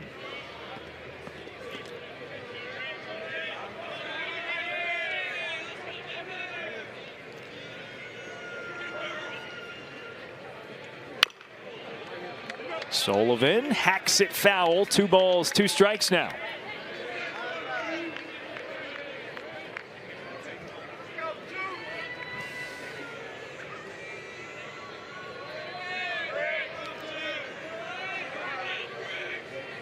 Couple of hit batters, 2 aboard for the Tigers. And that bounces and is gloved by Novak. Nice play behind the plate. Really was. I mean, that saved 2 free bases. Heck of a pick.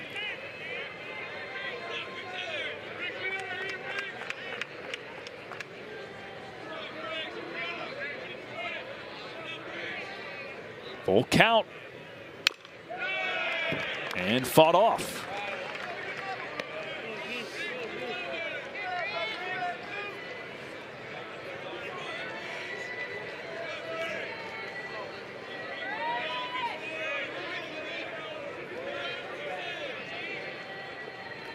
Three-two, take 2.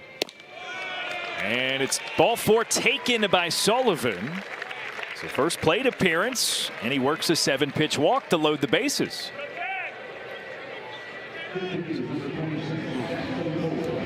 Free bases. Oh my gosh.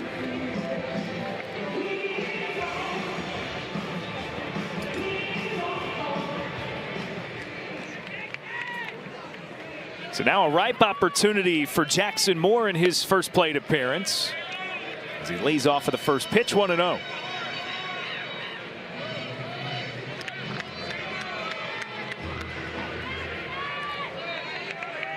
or the replacement right fielder in place of Ty Daly. 0 for 1 on the season. A strikeout his only chance at the plate. Well, the frustration for the Salle team. You know, ball 1, ball 2. I mean, the infielders get on their heels. Just tough to play this way. Moore skies it up. Infield fly. So automatically out as it's caught, and the runners stay put.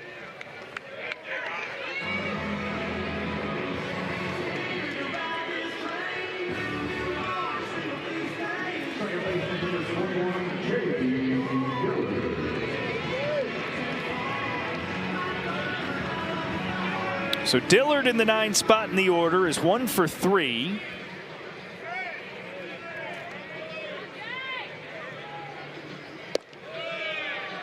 And takes the first 1-0.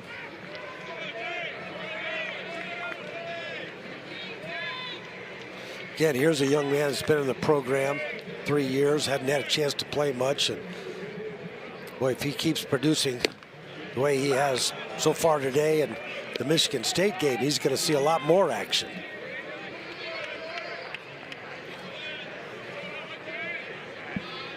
Bags full with 1 away. 1-1 from Zakarowicz. Fouled. And that is now several of those that Novak has taken the brunt of.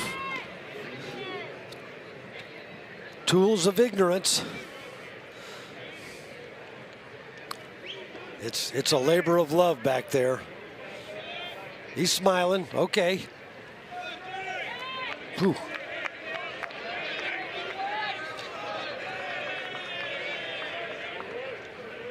Two strikes on Dillard now.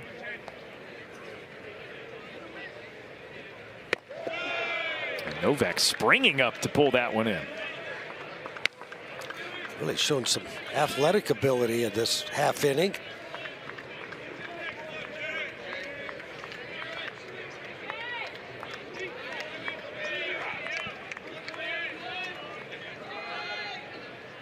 Two. Now a full count.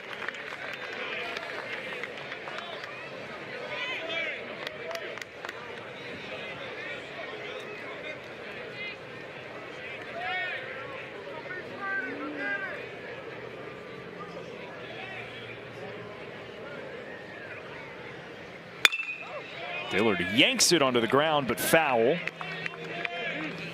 So he'll see another with 3 balls and 2 strikes.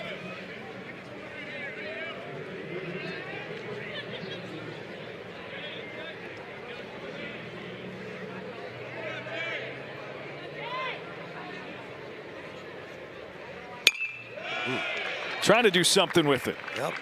Just hanging, just fighting that one off. Explorers looking for that double play ball. Middle infielders both cheating towards second base a little bit shallow. Another full count pitch. Dillard takes low and in, ball 4, and it brings in another Clemson run. 2 hit batters and 2 walks with just 1 out to show for it.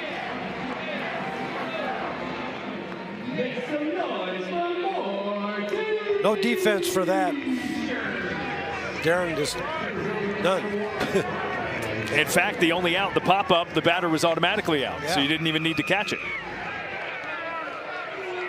Here's Bryce Clavon at the top of the order. First pitch chopped over to third. It's a fair ball. Play made on the force out at third. The throw over not in time. Clavon beats it, and it brings in Gerald to score. Getting the job done.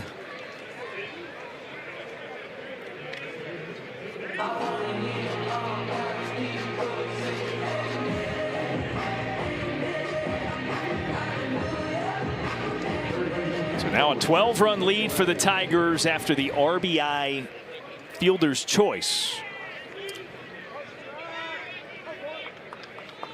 Tristan McClatty 1 for 2 with the 3-run homer.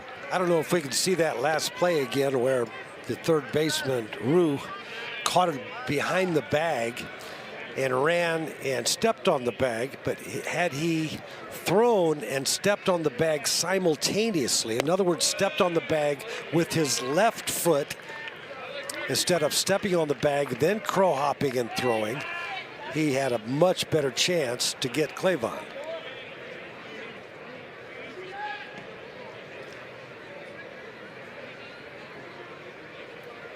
McClatty lifts the 1-1 into left field.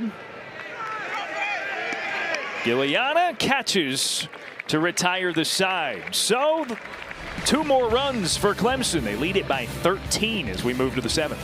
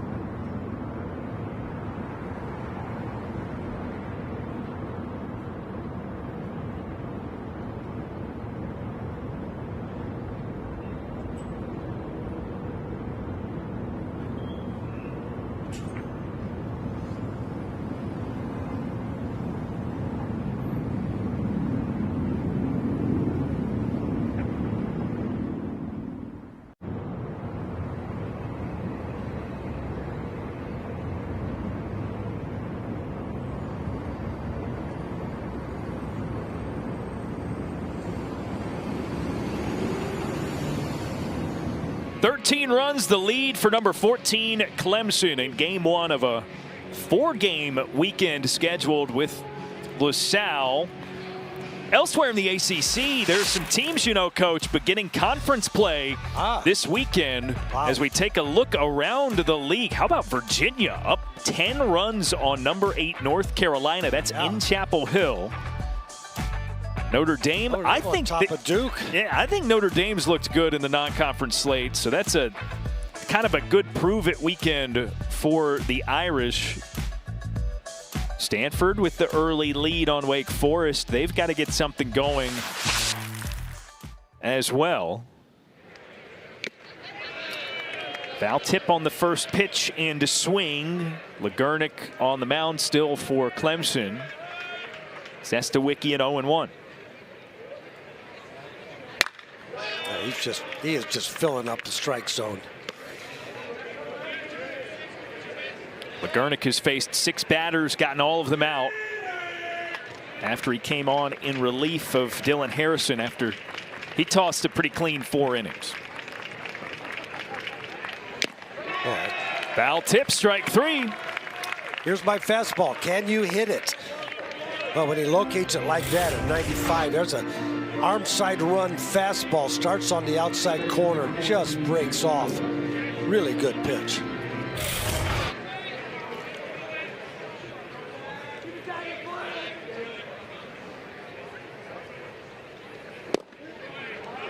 One 1-0 to Jaden Novak. Looked really good behind the plate defensively for LaSalle in this game. 2 plate appearances so far. He fouled out and then was hit by a pitch. Here's a deep ground ball. McClatty from way back there makes the throw across the diamond.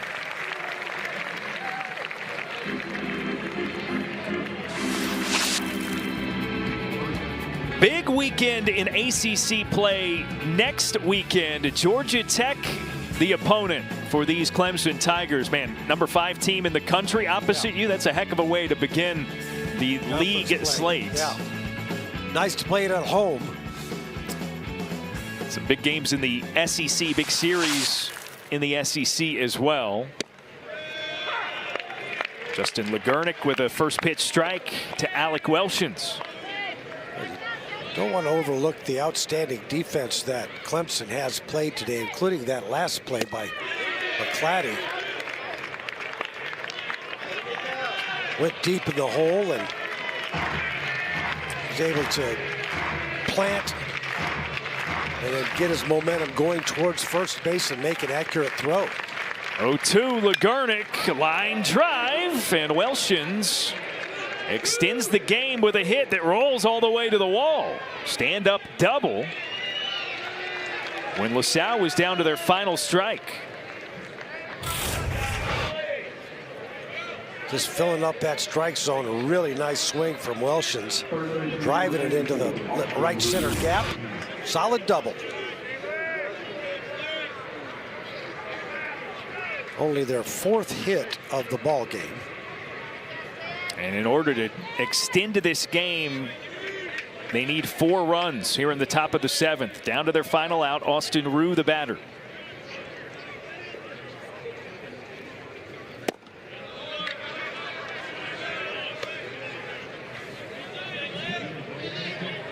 Oh for 2, couple of ground balls to the left side of the infield.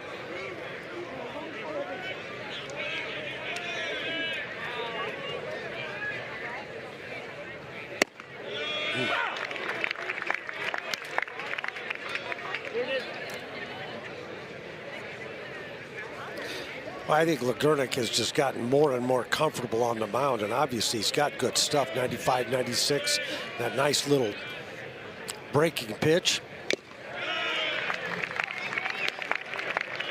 It's strike 2, and again it's a strike away from capping off what would be a run rule victory in game 1 of the series.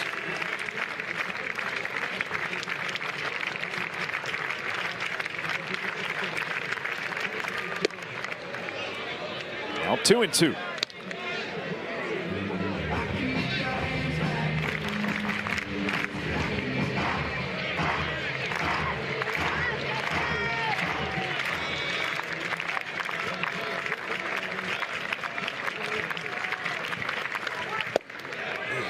Full count.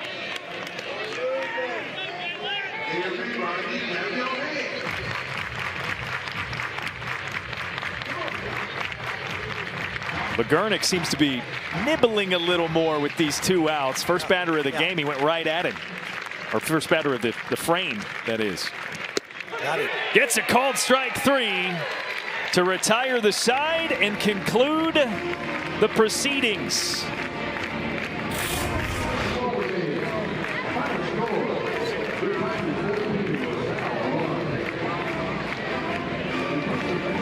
Legurnik retires 9 of the 10 he faced. That was his 3rd strikeout. So he goes 3 innings, piggybacking off of the 4 frames tossed by Dylan Harrison, and just an impactful, emphatic 14-run performance in the 7 innings by this Tigers offense. The Tiger pitching staff continues to impress. 6 Ks, no walks. Just filling up the strike zone. Clemson, very solid defense today. No errors. Conversely, for LaSalle, they had 7 walks and at least 2 hit by pitches. And when that happens, you're going to have a long day, especially against a good baseball team. So they'll light it up again tomorrow, and you never know what's going to happen. LaSalle obviously knows how to win ball games, but a coaching point for the LaSalle staff: throw strikes.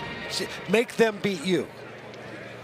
Tigers did a fantastic job capitalizing on those free passes en route to a run rule victory. Double header between these 2 tomorrow. So for Ron Smith, Easton Smith, our producer, the rest of our fine crew here from Doug Kingsmore Stadium, I'm Darren Vaught. Thanks for watching, and we'll catch you next time.